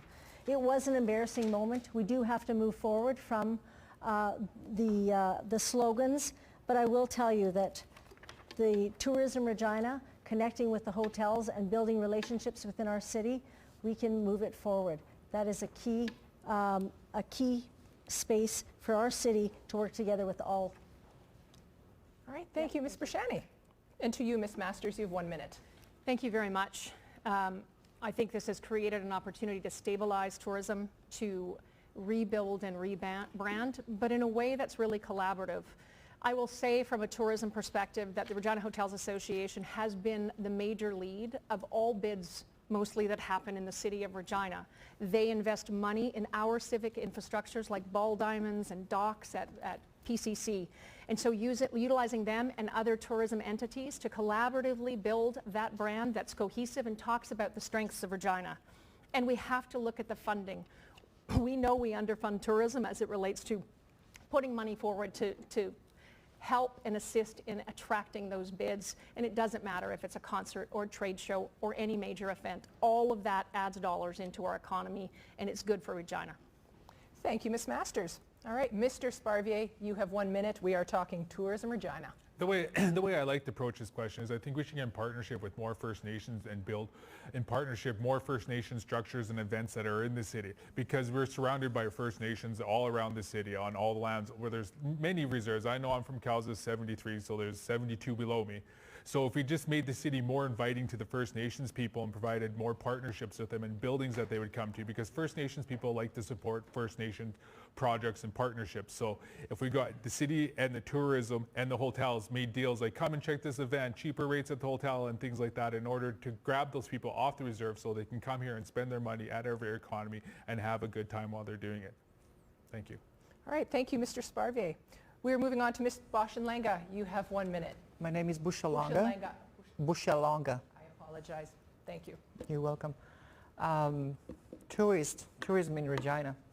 What is the attraction in Regina that is really very important for someone to come over and see us? I'm coming from Greece, and 80% of our growth is tourism. We know exactly what is tourism. It's not just our food is very famous. It's famous because the food connects us. There is nothing that, as a migrant community, to demonstrate openly to our community better food courts and better food exhibitions, better to show our hospitality, right? I will say Regina, the problem with Regina is not rebrand Regina. Regina is the capital city of Saskatchewan. It's a farm community. It's beautiful farm community. And I will add, since we legalize marijuana, legalize the prostitution as well, which are going to be taxed as well, income from there, and increase as well, decrease as well the crime. All right, thank you, Ms. I haven't finished. I will move on to Mr. Bashinsky. You have 1 minute. We are talking Tourism Regina. Excellent. So we need Tourism Regina to be the biggest cheerleader and advocate for our local businesses in the city. When people go to a city, they're not excited to go see the new Walmart that's there. They're there, they ask about what's local. What should I go check out? So I want to see the city play a part in that. I want to see that partnership. And you know, when the hotels are helping people direct them right at the front counter, I think the city needs to be in partnership with the Hotels Association to help that happen and be that advocate and be that cheerleader. So when people leave, they have the narrative where they want to come back to see us and they have a reason why.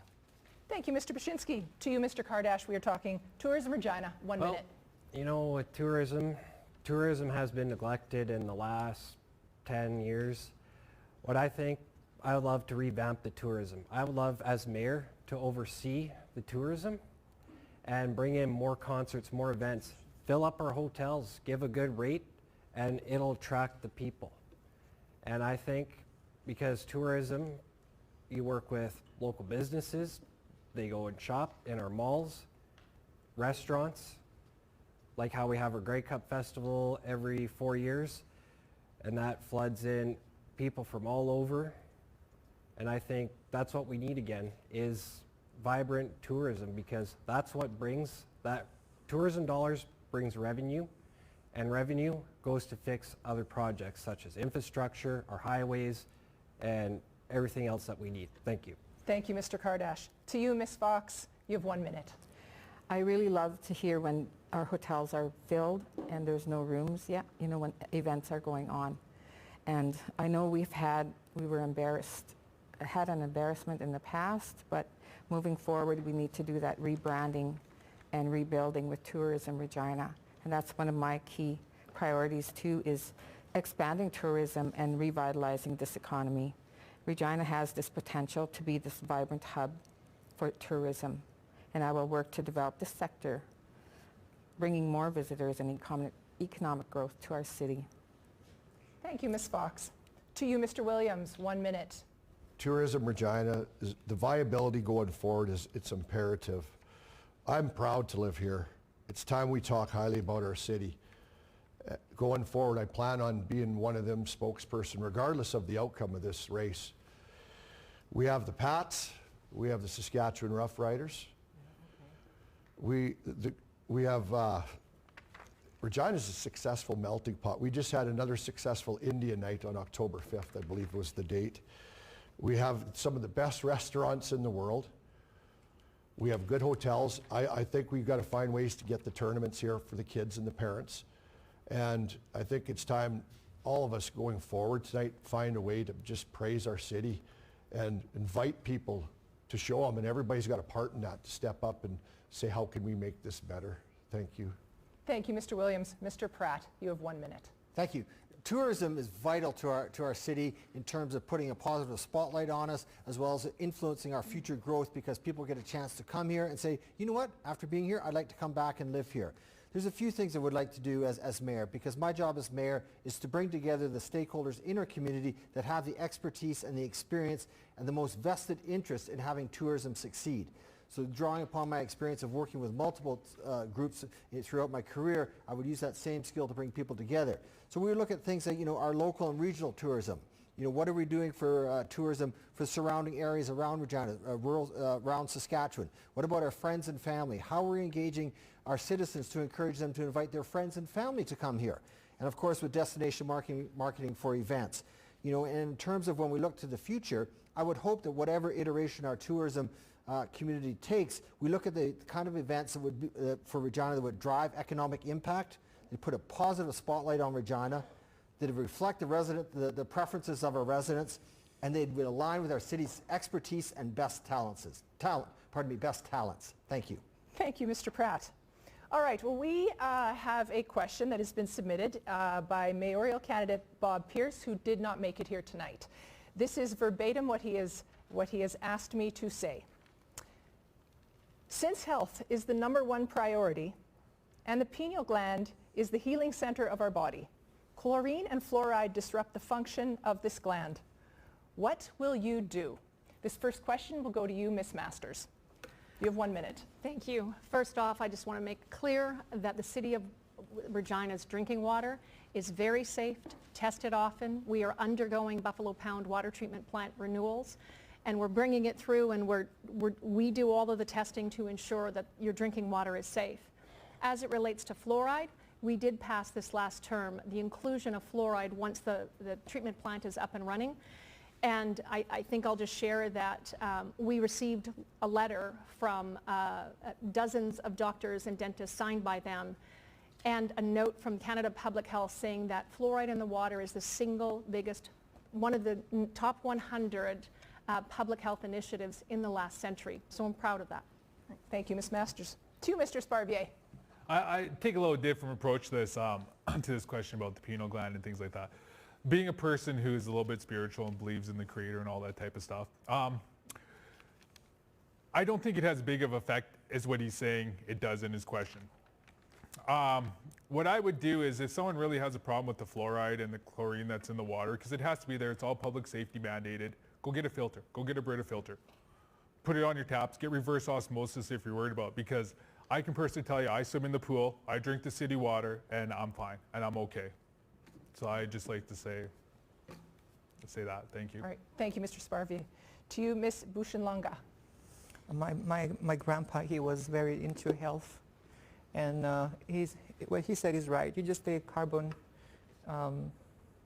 charcoal filter, you put it under your tub, and it takes all the fluoride, all the chemicals, and you're good to go. You don't have to worry about the fluoride in the water. You have to do some kind of a treatment chemical so you can avoid all the bacteria, right? I mean, you can't avoid that. So it's something that you have to take responsibility in your own household sometimes, and you can't accuse the city for that, right? As long as we drink water that is clear and not lead pipes, right? I mean, when I saw that on CTV News, I was like, oh my God, we have lead pipes in Regina. It's horrible. It's really very high health risk, right? So once we replace all these pipes, which Sandra, she said she's doing it, or they're doing it, or the rest is your responsibility in your house to add some kind of water treatment, whatever is your choice. I have a Kangen water machines. They're running. Thank you, Ms. Bushinlanga. All right, Mr. Brzezinski, you have 1 minute. We are talking pineal gland fluoride disruption. So I've heard people's concerns about this, and really what it tells me is we need to do a better job of being transparent about these types of decisions so people feel informed and engaged in these decisions. Again, there's a lot of science that does support the benefits, especially in lower income communities without dental coverage and that to help those folks.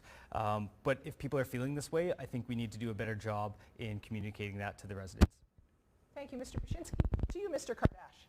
Well, I think it just, comes to our water, we have to have the right chemicals to make sure that our water is safe to drink, and to make sure to have better investments in our waterworks and water treatments. Because I come from a small town. Our water, yes, we had the lead pipes, we had old crippling infrastructure, but they worked with the governments and they actually got a reverse osmosis plant, in which now the water is more safer to drink. That's why I just think we just have to invest and just tell the people that how our water systems really work and how filtration systems are processed. And thank you. Thank you, Mr. Kardash. To you, Ms. Fox, you have 1 minute. That's one of my priorities, is clean water for all. Access to clean water is a fundamental right, and I will work to ensure Regina's water is safe and clean and accessible to everyone. We can't wait for many years for clean water. We have to do something, and I know there is a plan in place, and that's what I would look at as mayor, is look at that plan. Thank you. Thank you, Ms. Fox. To you, Mr. Williams, you have 1 minute.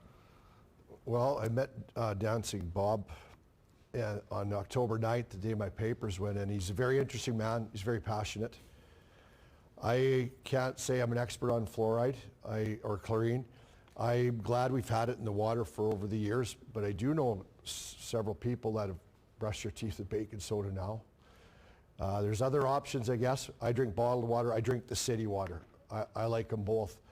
I'll revert that back to these two that have been on council and Mr. Pratt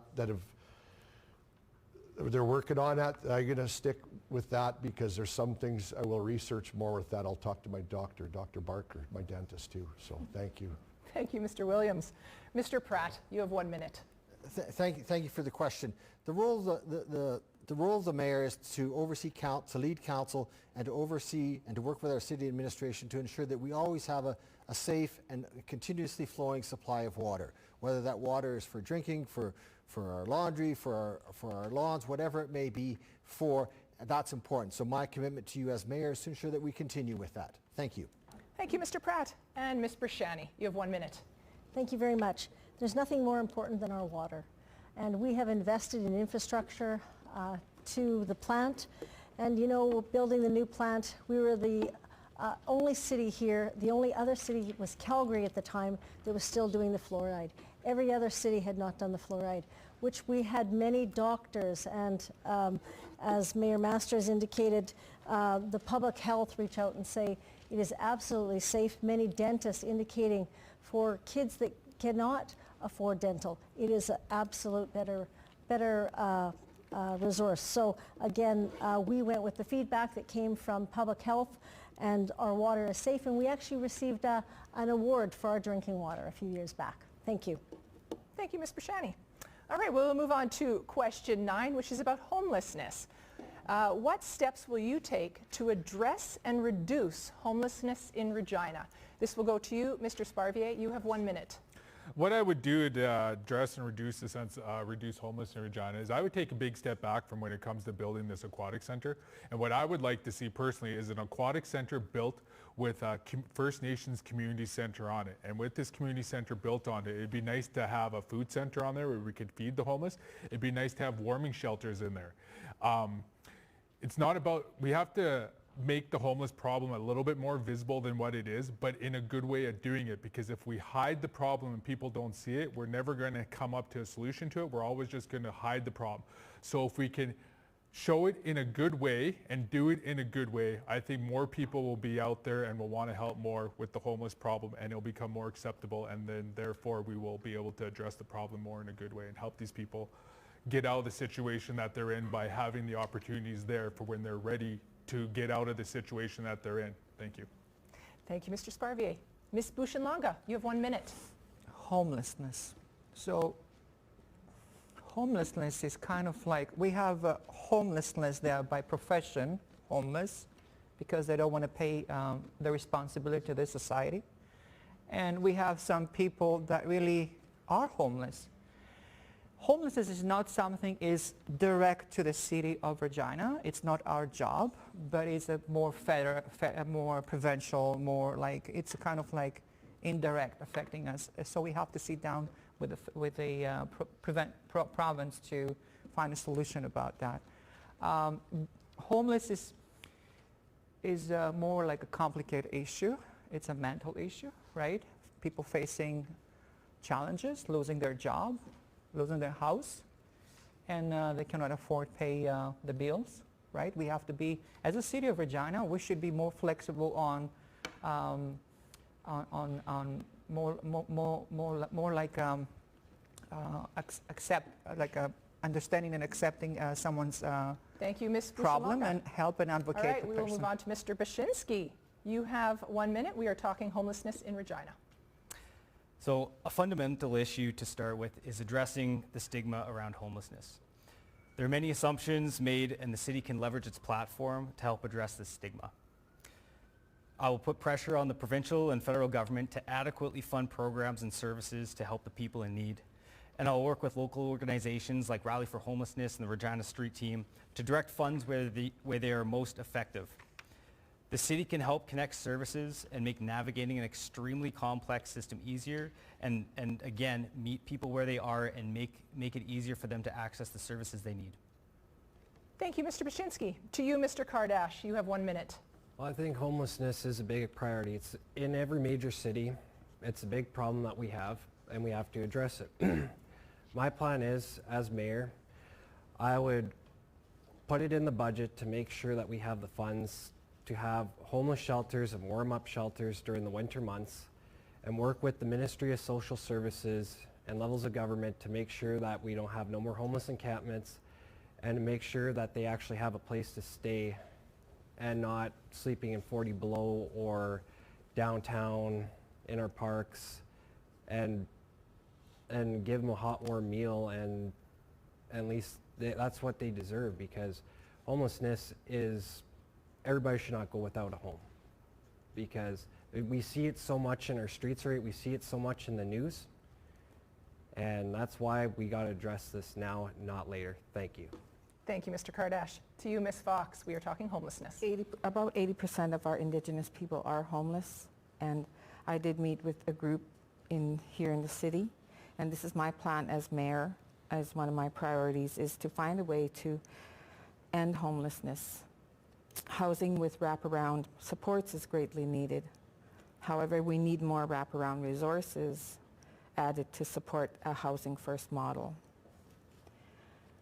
And it's already getting cold out. It's the end of October, and I see homeless with nowhere to go. And that is my priority, to have like an immediate plan and free access and no applications or wait list. We need shelters that are to help them keep warm. There are empty buildings in Regina. Why can't we use them as shelters? Why can't we can collaborate with our nonprofit groups and even our business sectors and come together with a plan for this. Thank you. Thank you, Ms. Fox. Mr. Williams, you have 1 minute. Well, we have to help the needy. That's a fundamental thing for conservatism. The hows and the whys, or how they have arrived, how it happened to them, that's not for us to judge. It is wrong. There's a lot of good people have found themselves homeless or at the food bank. The Eagles Club, to my knowledge, is a good start. The best way to address this, though, going forward would be jobs, that so many people could get back to work, that could provide themselves shelter too. And as mentioned down here, mental illness perhaps plays a part to it too. So somehow we must find the way to get that addressed, so we could help them look after themselves. Thank you. Thank you, Mr. Williams. Mr. Pratt, you have 1 minute. Thank you. The mayor must champion solutions to homelessness by bringing key partners and stakeholders to the table and ensuring collaboration. This role requires a deep understanding of how community organizations, businesses, and government can work together on this issue. I have led organizations where we ran homeless shelters, low-income housing, supportive housing. I understand that homelessness ends one person at a time, and bad things happen to good people. It happens. So I understand what we're talking about, and I'm familiar with how to find solutions to make this better for Regina. One of the key drivers in this, if we want to reduce episodic homelessness or chronic homelessness and helping individuals transform our community, means it's the economic growth. Our city has got to expand our tax base, which gives us more money to support these complex social issues that matter to us, so we can fix them and end homelessness one person at a time. Thank you. Thank you, Mr. Pratt. Ms. Brashani, you have 1 minute. Thank you very much. Tackling homelessness requires a collaborative effort by all levels of government. And as your next mayor, I will work with community organizations and government agencies to work together to help Regina's most vulnerable. I believe this will allow us to identify the gaps in services and coordinate housing and social supports more efficiently. It's important to remember that it's the federal and provincial government that have the power and funding to address the root causes of homelessness, like mental health and addiction issues. I'll work with the community organizations and the First Nations so that we can advocate with one voice and ensure senior levels of government are meeting their obligation. The government needs to be at the table. Thank you, Ms. Brashani. Ms. Masters, you have 1 minute. Thank you. As mayor, our council has advanced initiatives in this particular, to address this particular issue in a way that the city has never done before. So in addition to shelter spaces and supportive housing units and always supporting annually affordable housing, we've supported investing in the YWCA Center for Women and Children. We've entered into a creative initiative for rent-to-own and rent-to-equity programs with an Indigenous housing corporation in order to actually address the issue of housing insecurity. We have built these relationships, and there's been ongoing advocacy with the government. It is why we have complex needs shelter in the city, why we have more mental health and addiction beds. But that's just it. We need a complex, coordinated solution, which we've been working on for a number of years now. We're going to continue to advocate and to create these relationships and to build capacity as it relates to the needs and the wants and the strengths of what exists within our city. Thank you, Ms. Masters. All right, well, I want to thank all of you for taking part in our debate. We are now going to move on to closing comments. Closing comments, you will each be given 1 minute. Earlier, there was a draw, And our first closing comment will go to Mr. Kardash. You will have 1 minute for closing comments. Well, I believe that our city can be constructed by a middle-class man who has the street knowledge and the street smarts and the ability to be open and willing to learn everything about the city. We are human and don't know everything that are needed to be open. Always thinking and managing a city in a way and proper in a way that won't break the bank and maintain our budget to provide our city and the best outcome. As an individual, like, I come from small roots, but I have big dreams. And I think that I'm an independent. I'm not Crown Corp connected or a big CEO of big companies or have a degree. I just want to make a difference to this city because this is what this city deserves and needs to fix our broken city. Vote for me, Kevin, on November 13th. Thank you. Thank you, Mr. Kardash. To you, Ms. Bushenlanga, you have 1 minute for closing comments. Yes, I do. Thank you for the chance. November 13th, you have to vote Melina Bushenlanga for many reasons. Because I see the picture more clearly than all these guys. Most of the guys they are in this room, they are big corporate guys who own other corporate and have their own, they care about the dollar, not about your future in Regina. I'm coming from Greece, 2010. We experienced a crisis, and one of my best friends, she suicide because they cut off her cancer survivor fund. So, and at the same time, I was a business owner. And I made it, and I won the 32,000 euros, and I put them back to my food and beverage business, and I did great. And then I sold my business and came in Canada. So these people that have no idea about how to run the businesses, which is your business, and most of them they have other friends that I connect with. Thank you, Ms. Bushenlanga. We will move on to closing comments with Sandra Masters. You have 1 minute. Thank you. I believe most of the fellow candidates here, care deeply about this city, are proud of our city, and want to represent the city. I am committed to be the voice that Regina needs. I have and will continue to bring the passion, the skills, the energy, the relationships, and ideas that I share and have learned from so many others within the community. I am more committed now than I was 4 years ago. I understand more what's at stake. We can't afford to go backward or start again. Our future depends upon a long-term view of the city, not a 4-year cycle. On November 13th, I ask for your vote so that we can keep moving Regina forward. Thank you. Thank you, Ms. Masters. Mr. Bashinsky, you have 1 minute for closing comments. Thank you, and thank you for hosting this evening again. We need better transparency, we need better efficiency in how projects in the city moves forward. We need to improve city operations and drive continuous improvement. I have a track record of doing this, and I will bring that to the city and be committed to investing in making decisions in the best interest of our city and our taxpayers. I have the leadership background, the infrastructure background to improve how council and administration works together. As your mayor, I'll be committed to removing the drama and focusing on the foundations of our city. Thank you. Thank you, Mr. Bashinsky. All right, to you, Ms. Fox. You have 1 minute for closing comments. Working together for a brighter future is one of my priorities again. I will say collaboration is key. As your mayor, I will work with federal and provincial governments to secure more funding for critical areas like clean water, homelessness, and the drug crisis of fentanyl, crystal meth. I understand that change won't happen overnight, but with strategic planning and partnerships, we can make Regina a safer, stronger, and more inclusive city. Regina is a beautiful, diverse community, and I'm committed to being a voice for all our residents, fostering inclusion, building relationships, and improving our city's infrastructure and economy. So vote for me, Bevan Fox, on November 13th. Thank you. Thank you, Ms. Fox. Mr. Williams. Regina, thanks. Thanks tonight for Access Communications for hosting. And also, I go back to grade 9.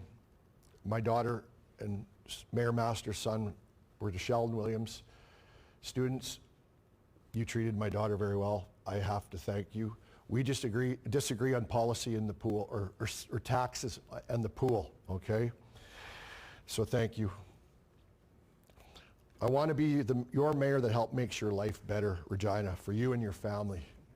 I will work to keep Regina affordable and our tax dollars priority driven first. None of us should ever be priced out of Regina due to the high cost or where it can go. I'm worried about sustainability. That's what I'm concerned with.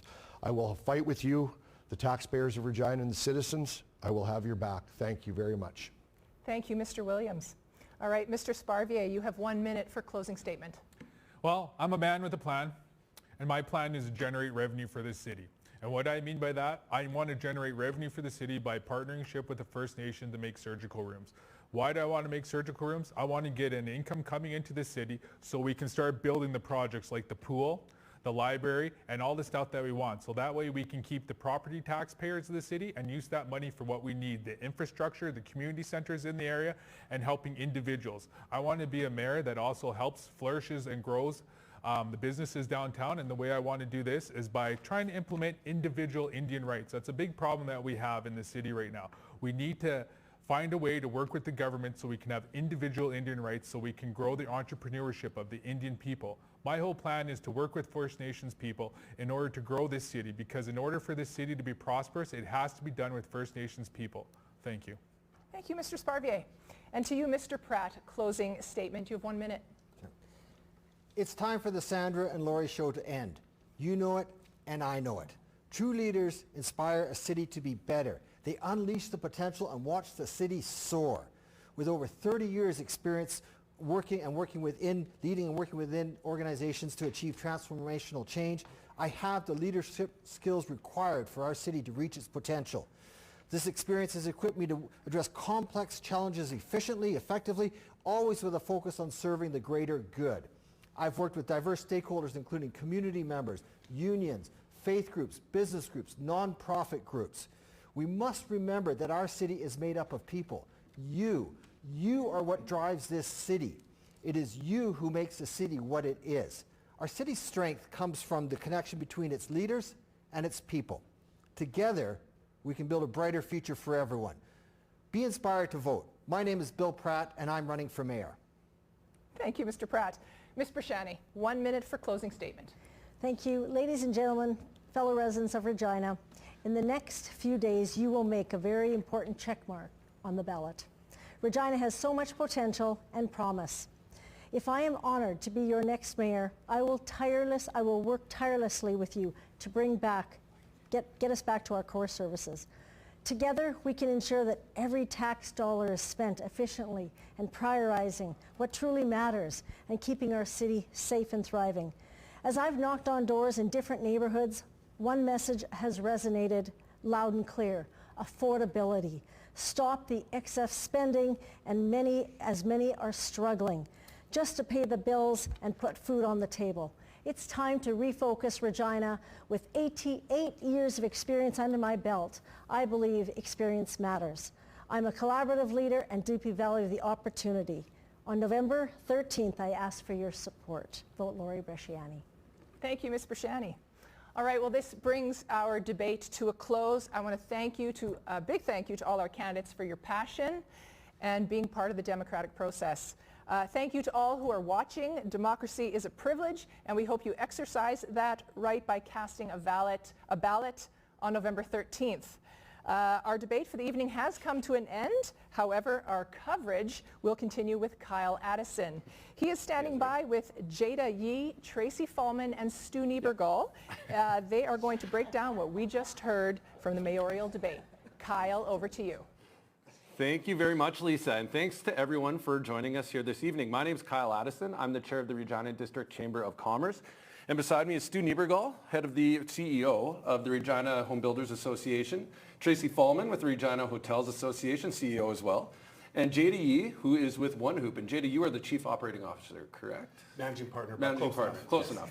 You operate things. You manage things. Perfect. Thank you all for coming. I think we'll start by taking a little bit of time for each of you to explain your organization's role in the community of Regina. Yeah, well, thank you very much, Kyle, and really excited to be part of this panel. It was a really interesting debate these last couple of hours, and lots of perspectives, seen from that. The Regina Region Home Builders Association, we represent close to 200 people, our businesses in the residential construction industry, from land development through to renovations, and all the trade partners and organizations that support building homes for Regina citizens and all the newcomers and that in our community. Great, thank you. Okay. Tracy. So thank you. And so I'm here representing the Regina Hotel Association. So the association is a not-for-profit organization. It is solely owned and funded by 24 hotels in the city of Regina, who represent 86% of the hotel rooms here in the city of Regina. And the mandate of the Hotel Association is really to advance and protect the business interests of Regina's hotels. And they do that through result-based advocacy, member services, but one of the key missions that the Hotel Association has is that it directly invests in the marketing and building of Regina as an event destination. So we were very keenly interested in, of course, this debate and the discussions that happened on the visitor economy. Right on. Thank you very much. And JDE, tell us about One Hoop. Yeah, you bet. So One Hoop Indigenous Advisory Services. So it's a group of myself and Tom Benjo and Cadmus Delorme, three Indigenous leaders that came together to create advisory services that focuses on the calls to action, specifically number 92. So with that 92 in Regina and surrounding areas, we focus on two things, procurement and skills development, people staffing.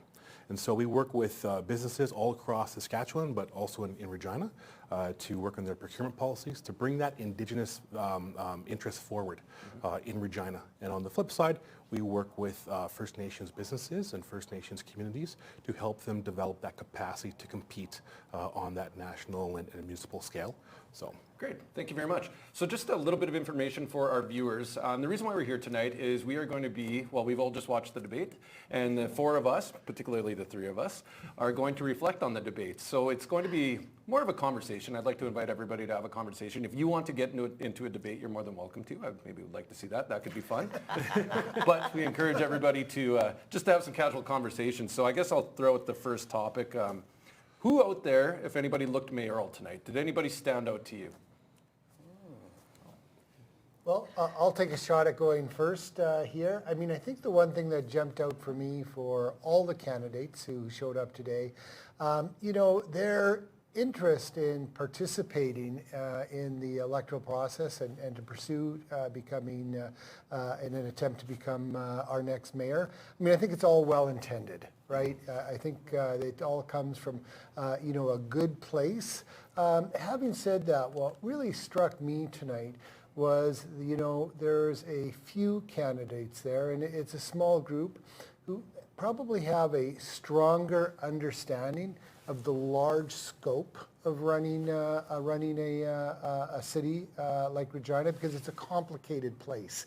It's a complicated running, being mayor of a city like Regina, any city,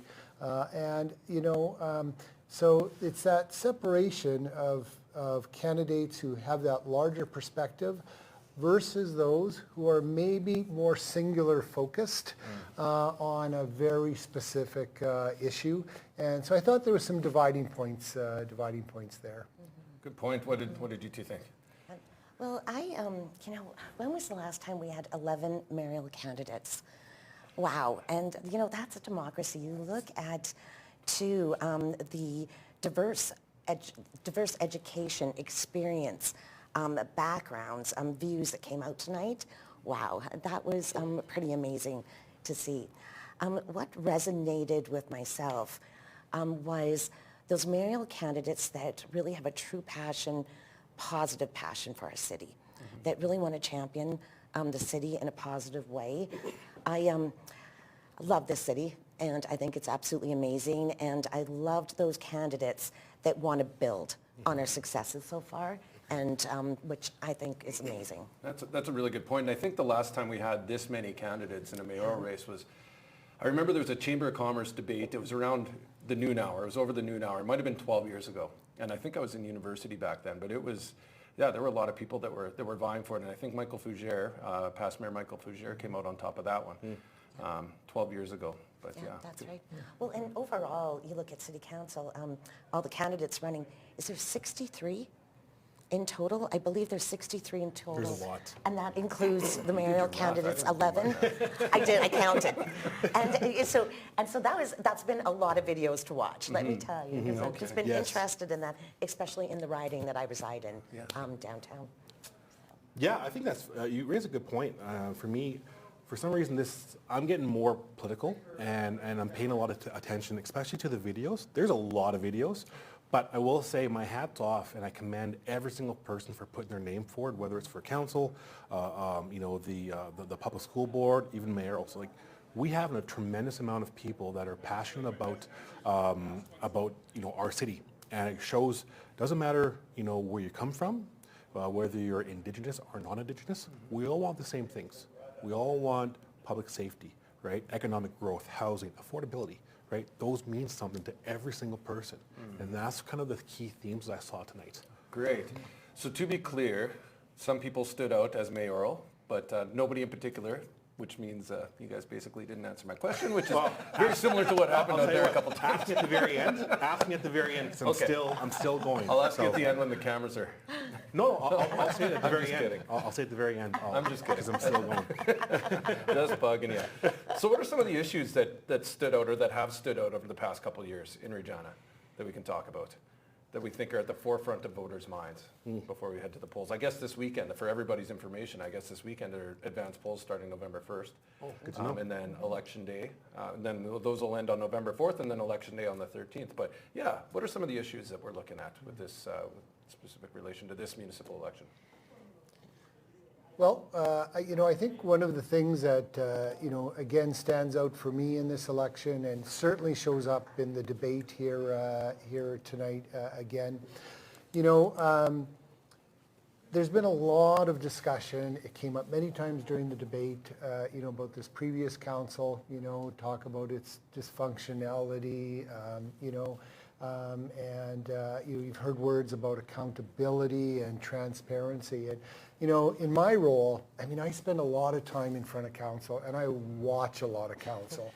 And so, what I really saw with this last council over the last 4 years was a council that maybe started off that way, but really evolved over this last 4 years.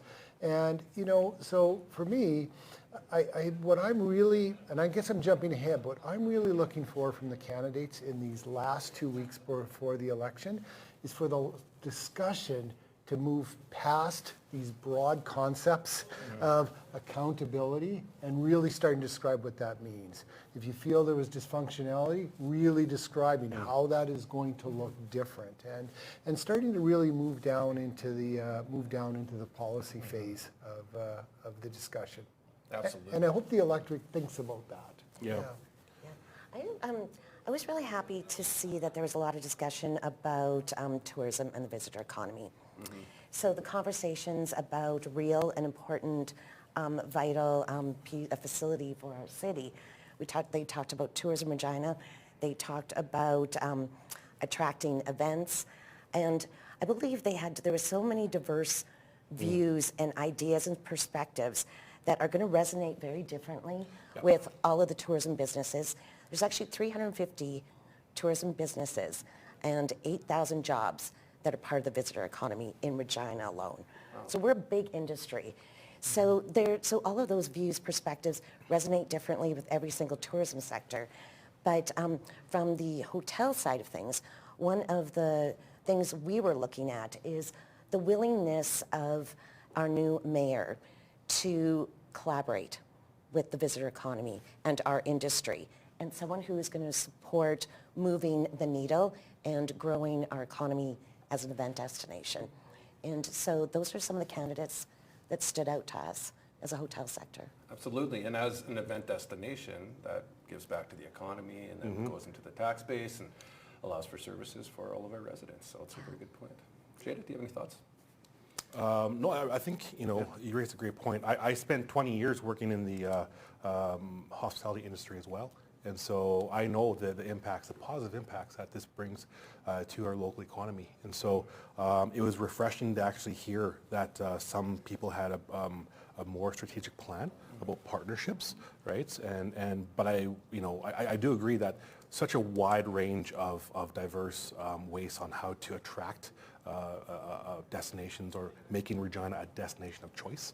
And so that was really interesting to learn about.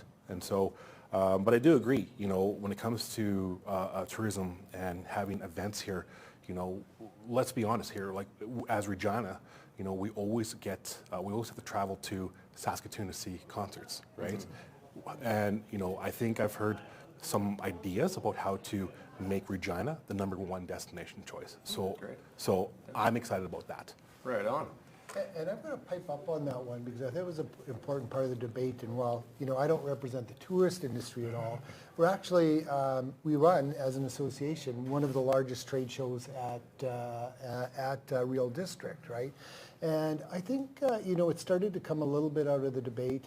And I think this has been coming for a long time. But I really think we need a very large conversation about Real District and its function, in the community. And the point of how it how it can be successful, because at the end of the day, it is an important amenity in our city, and if we're solely going to treat it like a profit center of our municipality, it can't fully deliver on all of the things that we're talking about. That I mean, there were some really good ideas, I thought, from a couple of the candidates about how Real District could be used for small venue type of opportunities that are getting priced out of the market. Some of them around, how do you incorporate more Indigenous, and that's not my area of expertise, it's yours, Jayden, but more Indigenous opportunities there because we have a large Indigenous community, in our city and around our city. And again, it's about how do we fill those hotel rooms, right? And I really appreciated too hearing the conversation on affordable housing and availability, which is keenly important to the hotel industry as we are looking to retain and attract more employees just to fill our skills shortage. And so I was happy to hear a lot of those discussions as well. Yeah, no, I appreciate that comment. And, I know my one video question in there. I mean, that's not an easy question for any candidate because it's a little bit of inside baseball on that. It was a really complicated question, that I asked, and for me that was a little bit, and for a reason, it was a little bit to understand, which candidates have a broader perspective on these particular files, right, and which don't. And some of the candidates clearly had some good understanding of, or at least some relative understanding of the question I was asking, and some of them clearly wouldn't have, right? And so their learning curve as mayor would be significantly, larger than some of the candidates, and again, mostly in the two incumbents, who again would be more experienced with that particular file. Yeah, absolutely. What are the common themes, and just to pivot a little bit, one of the common themes that we've been talking about tonight and over the past couple of weeks is safety within our city, and it's not novel to Regina, it's not novel to Saskatchewan, but it's across the nation and probably even into all of North America. How do you feel your members think about the City of Regina and its relation to safety? I know we've done a little bit of work, the city's done a little bit of work, the province has done work, they've came together with some increased funding and some more bodies to help patrol our streets, but is there any further concern about this? Are we going down the right path with respect to safety, or do we have any further concern that we need to do more? You're looking at me, the Indigenous guy. We're giving you a chance to go there. No, I think let's have an open discussion here when it comes to public safety. We heard time and time again, and we feel it. You go downtown, you don't feel safe. Right, and so that I think what voters going into, we need to ensure that whoever's chosen to lead the city has a clear plan on how to make downtown, a couple of things safer, but also when you go downtown, I work downtown, right? And so yes, there's safety, but there's also mental health, there's addictions, there's homelessness, So how can a person in charge have a plan to conquer all those, right? And I think when it comes to the police, right, I was the chair of the Regina Police, right? And so, you know, I always told the police, you don't own this problem, but you have a seat at the table. For the record, that's kind of why I was looking at you first. I'm just joking. But I think, you know, I think what a true leader would do is what I find is people are attacking this one at a time, separately, on their own islands. And so a leader needs to bring the police, the first responders, the communities, the Indigenous nations together to say, how can we have a cluster approach as a community to attack all this together? Absolutely. And I think that would be, you know, for me, would be the ideal in how to attack and solve public safety. Very well said. Yeah. Thank you. Any opinions? Well, you know, I think that is very, very spot on. Having said that, and, you know, give me a little room here on analogy here, you know, as I've had a couple of careers that have taken me across the country, and it doesn't matter where you are, everybody thinks they have the worst pothole problem in the country. And just coincidentally, these last 2 days, we've had the national chair of the Canadian Home Builders Association in town, and we've been touring him through the town. He was staying at the Hotel Sass down there, spent some time on his own in our downtown. And so this afternoon, when I was taking him to the airport, what his comments to me were two things: how incredibly clean our city is, and how safe he actually felt in our downtown. And so it doesn't mean we don't need to address those situations, but I think we need more transparency in this area out of our leaders. Is it that we feel unsafe, or are we actually unsafe? Because there is a difference. Real or perceived. You're right. Yeah, absolutely. I think, you know, and that's a great point. I mean, do I feel okay walking downtown? Absolutely. But I'm a 6'3", 250-pound man, right? Yes. You know, but also, do I feel unsafe walking in Winnipeg or other major cities? Yeah, I don't feel safe there, right? So that's a good point. Just to build on what you said too, is because we hear a lot from the guests' experience of Regina when they're here. And you look at, I'll use downtown as an example, a third of our hotel supply in the city of Regina is downtown. So you've got 1,250 rooms. So you could have 1,250 people walking the streets at any time of the day. And we hear a lot about the exact same thing that you just said. They leave and they say it's so clean and it is, you know, just so safe. They felt great. Is there crime? Yes, there is. And are there incidents of, you know, public safety? Yes, absolutely. But, you know, when you look at Regina, and I don't know what those stats look like compared to other cities, when people are visiting here, they perceive our downtown very differently than I think we do. Right. Yes. Good point. It's great to hear. Because we do have a great downtown. I mean, it might need a little bit of a facelift every now and then, but it's a To core your of our point, business community. we can't stop working on it. We have to continuously work on it. But we have to also just recognize that one of the great things about living in this city is living in a city that is about this size, where, you know, we're 3 degrees of separation. And, you know, so, I mean, I think pulling this back to the debate, that was another dividing point for me was, you know, those candidates who saw opportunity for improvement, but still saw our city overall very positive. I think that came through compared to candidates who, you know, were actually, some of them were pretty hard on our city, right? And so I got to think about that more. Yeah, I agree. I think, the ones that really stood for me as having to, I guess to your point, to say, who do you see as mayor? Well, I want a person that I elect as mayor or vote for as mayor to have pride in our city, right? Absolutely. And so some stood up more than others on that one, so. Yeah, absolutely. So when talking to downtown, I mean, we have some initiatives coming forth. We have the Globe Theatre that's about to be finished in a short period of time. We have some other infrastructure projects that we've talked about that have come up this evening. How do the memberships feel, respective memberships feel, and our communities feel about current or future infrastructure projects or infrastructure needs? That's a good question. I mean, I'll speak on the event infrastructure side of things because that's something that's incredibly topical for our hotel industry. as we work every day to bring events to the city. And we've got some really great infrastructure, and sometimes we just don't think of it collectively as a whole. You've got the pool, and hopefully that does happen. The new aquatic center. We recently, wasn't that long ago, we built the International Trade Center, and that has been huge in terms of attracting events and hosting events in our city. You look at the water sport groups on Wascana Lake, and they have been slowly building up Wascana Lake, which is now one of the top destinations in Canada to host not motorized sports, but also an amazing place for athletes to develop. So I think we've got those pieces, but now we need to maintain them and keep that momentum going. And can we do that? And I think that came up from a candidate or two, is because we look at real, and we look at, we do need a new aquatic center.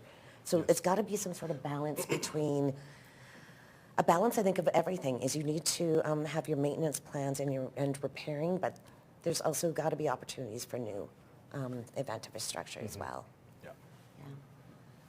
Yeah, I'll build on that point, Tracy, because I think it's been a lost conversation within our city. I mean, we've heard tonight and during council discussions, and the aquatic center is a good example. It was first at this price, now it's at a much more price, and I don't know all the answers to that question. But what I do know, if our city wants nice things, it costs money.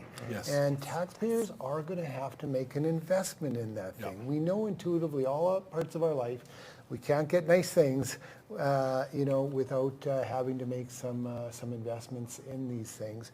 And again, I think that's been a bit of a missing conversation. If the goal is just to keep taxes low, and again, just like potholes travel the country, you will find that people in every city across Canada feel their property tax is too high, right?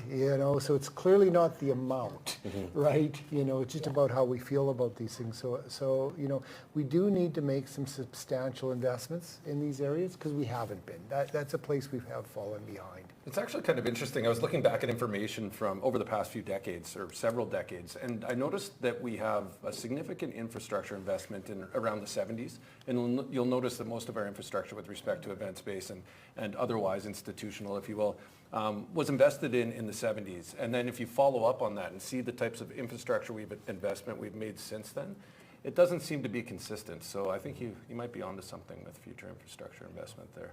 Yeah. And as it relates to housing, what we really need in right now, I mean, housing is a national, conversation, and certainly one in this community as well. We really need to see all three levels of government investing in housing enabling infrastructure. And, and we need that as well here in Regina. So, over the last several decades, we've really seen, along with the country, these kind of growth pays for growth models.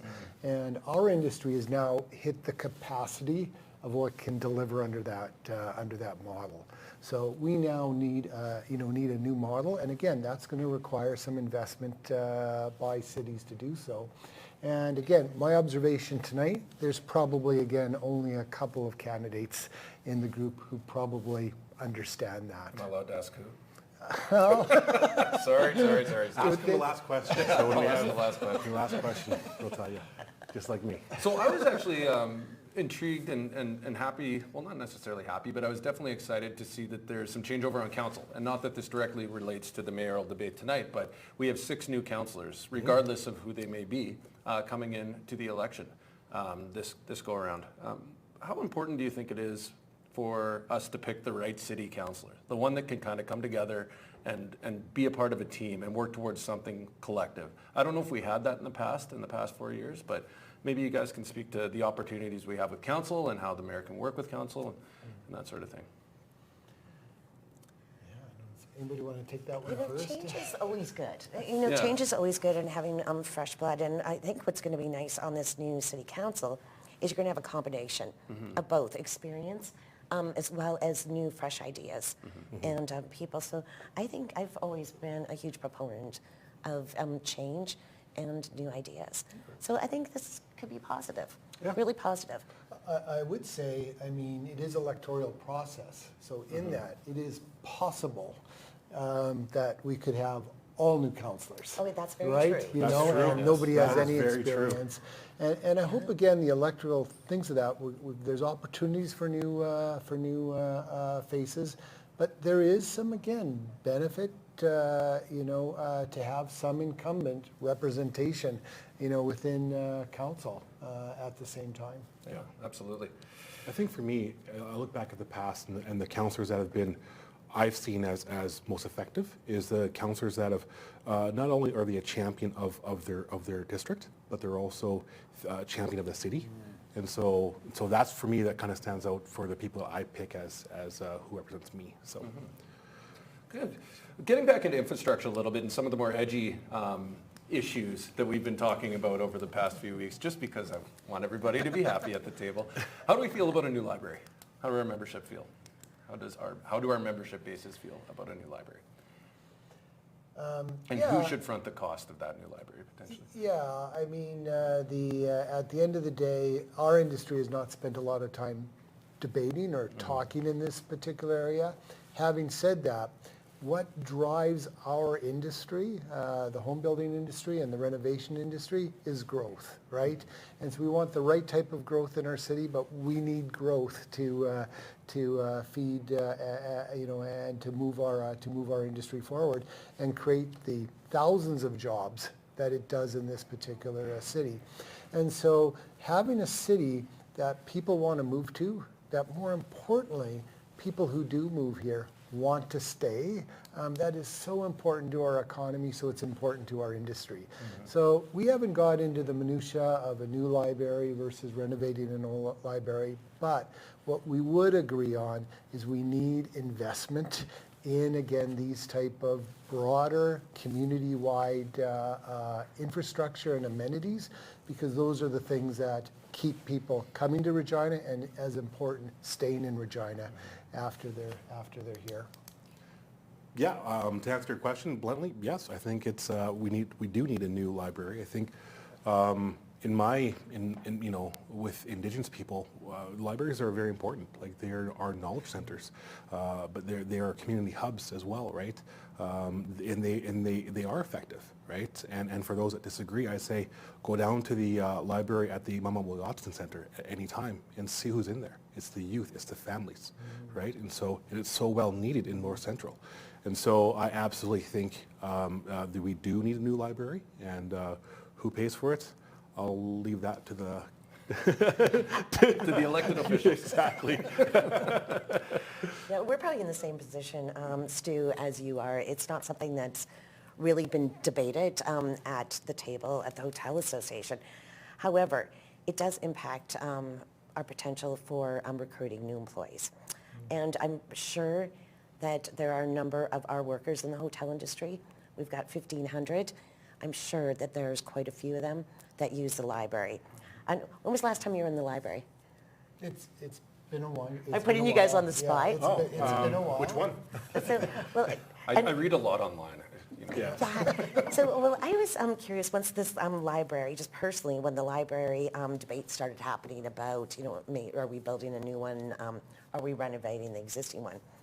I actually dragged my husband for coffee, and we went to the Regina Public Library downtown. As it had been years and years since I had been there. And the place was full. Absolutely, full. And you said of families, new Canadians, people that were learning English. And it blew me away. Like, it was just a hub of activity in that library. And that was something that hit home on me personally, is how important public libraries are to a community. And also on infrastructure, but maybe on the other side of infrastructure, with some of the core services that we have, we'll talk about roadways, for instance, and utilities. Are we making the mark on that? What I would say to that is, for me, if there is a not even a criticism, an observation of the previous council, is they have been trying to address some really visible and challenging things, which are mostly around social determinants, in the city, and those target very specific areas and groups and individuals within our community. But I think overall, the overall average citizen within the community, they just want some focus on some really basic stuff, right? So that core infrastructure, that needs to be the table stakes of the discussion right from the start, right? We need to get that stuff done really, really well, and then it makes it easier to tackle some of those other things. It's not fair to make the average citizen have to make choices between solving homelessness and getting their core infrastructure like roads into a good condition. And we actually have the ability to do both. Good point. That's interesting. And it's important, and I think it was a good debate, good discussions on both the infrastructure and utilities. From a hotel perspective, you always want to have rates at some sort of, utility rates at a reasonable level, because that really impacts your operating costs. And so this is something we might be responsible for partially is all the construction that's happening downtown. And some of the street closures you see is because we fought really hard and advocated really hard for reliable power. Now, and I know this is, and, water and that type of stuff, because the infrastructure downtown is incredibly old on the utilities. Yeah. And, nothing is worse than having a guest come, staying in a hotel, coming to a Rider game, and watching it on his phone in let's say, an elevator, because we had a brownout downtown. Those are things that would just happen and fry systems everywhere. Absolutely, yep. And so, reliability, and I think we're willing to pay for that reliability. Yes. And those upgrades on the utility. Definitely, I agree with you 100%. Again, working at Casino Regina, the amount of power outages that we have, and it was so frustrating, to deal with these power outages. So I understand, and I absolutely agree with that. So it was just old power, and so this past year, I could almost call them chief and council. This past council, they inherited that, right? But they're trying to do their best to fix that. So I admire that. Great points. We got time for a political question here, and it's kind of interesting because we have 11 candidates. We've already touched on that today, earlier in this segment. 9 were in the audience with us tonight. How does the vote splitting work with 11 candidates on the ballot for the mayor?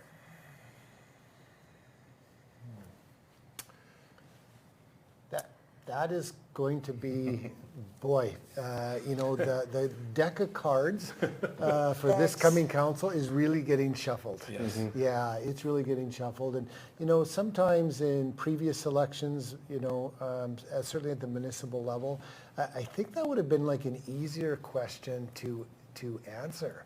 I think that's, strategic voting is like really tough to do, to do right now. Absolutely. Right? I just had to ask. Yeah.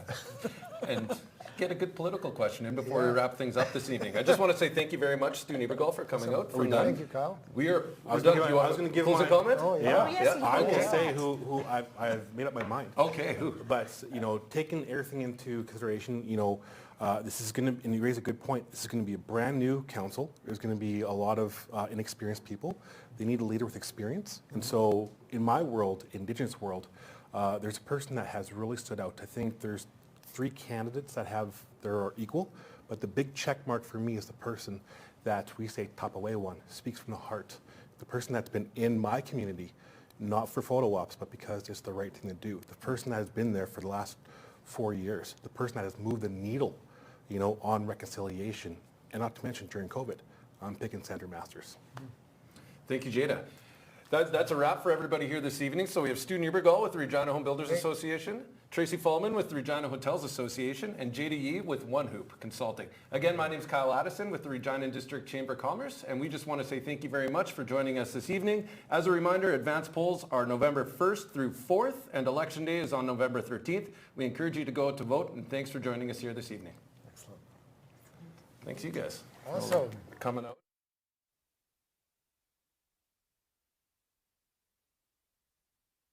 If you'd like to share your feedback on the program you just watched, contact us today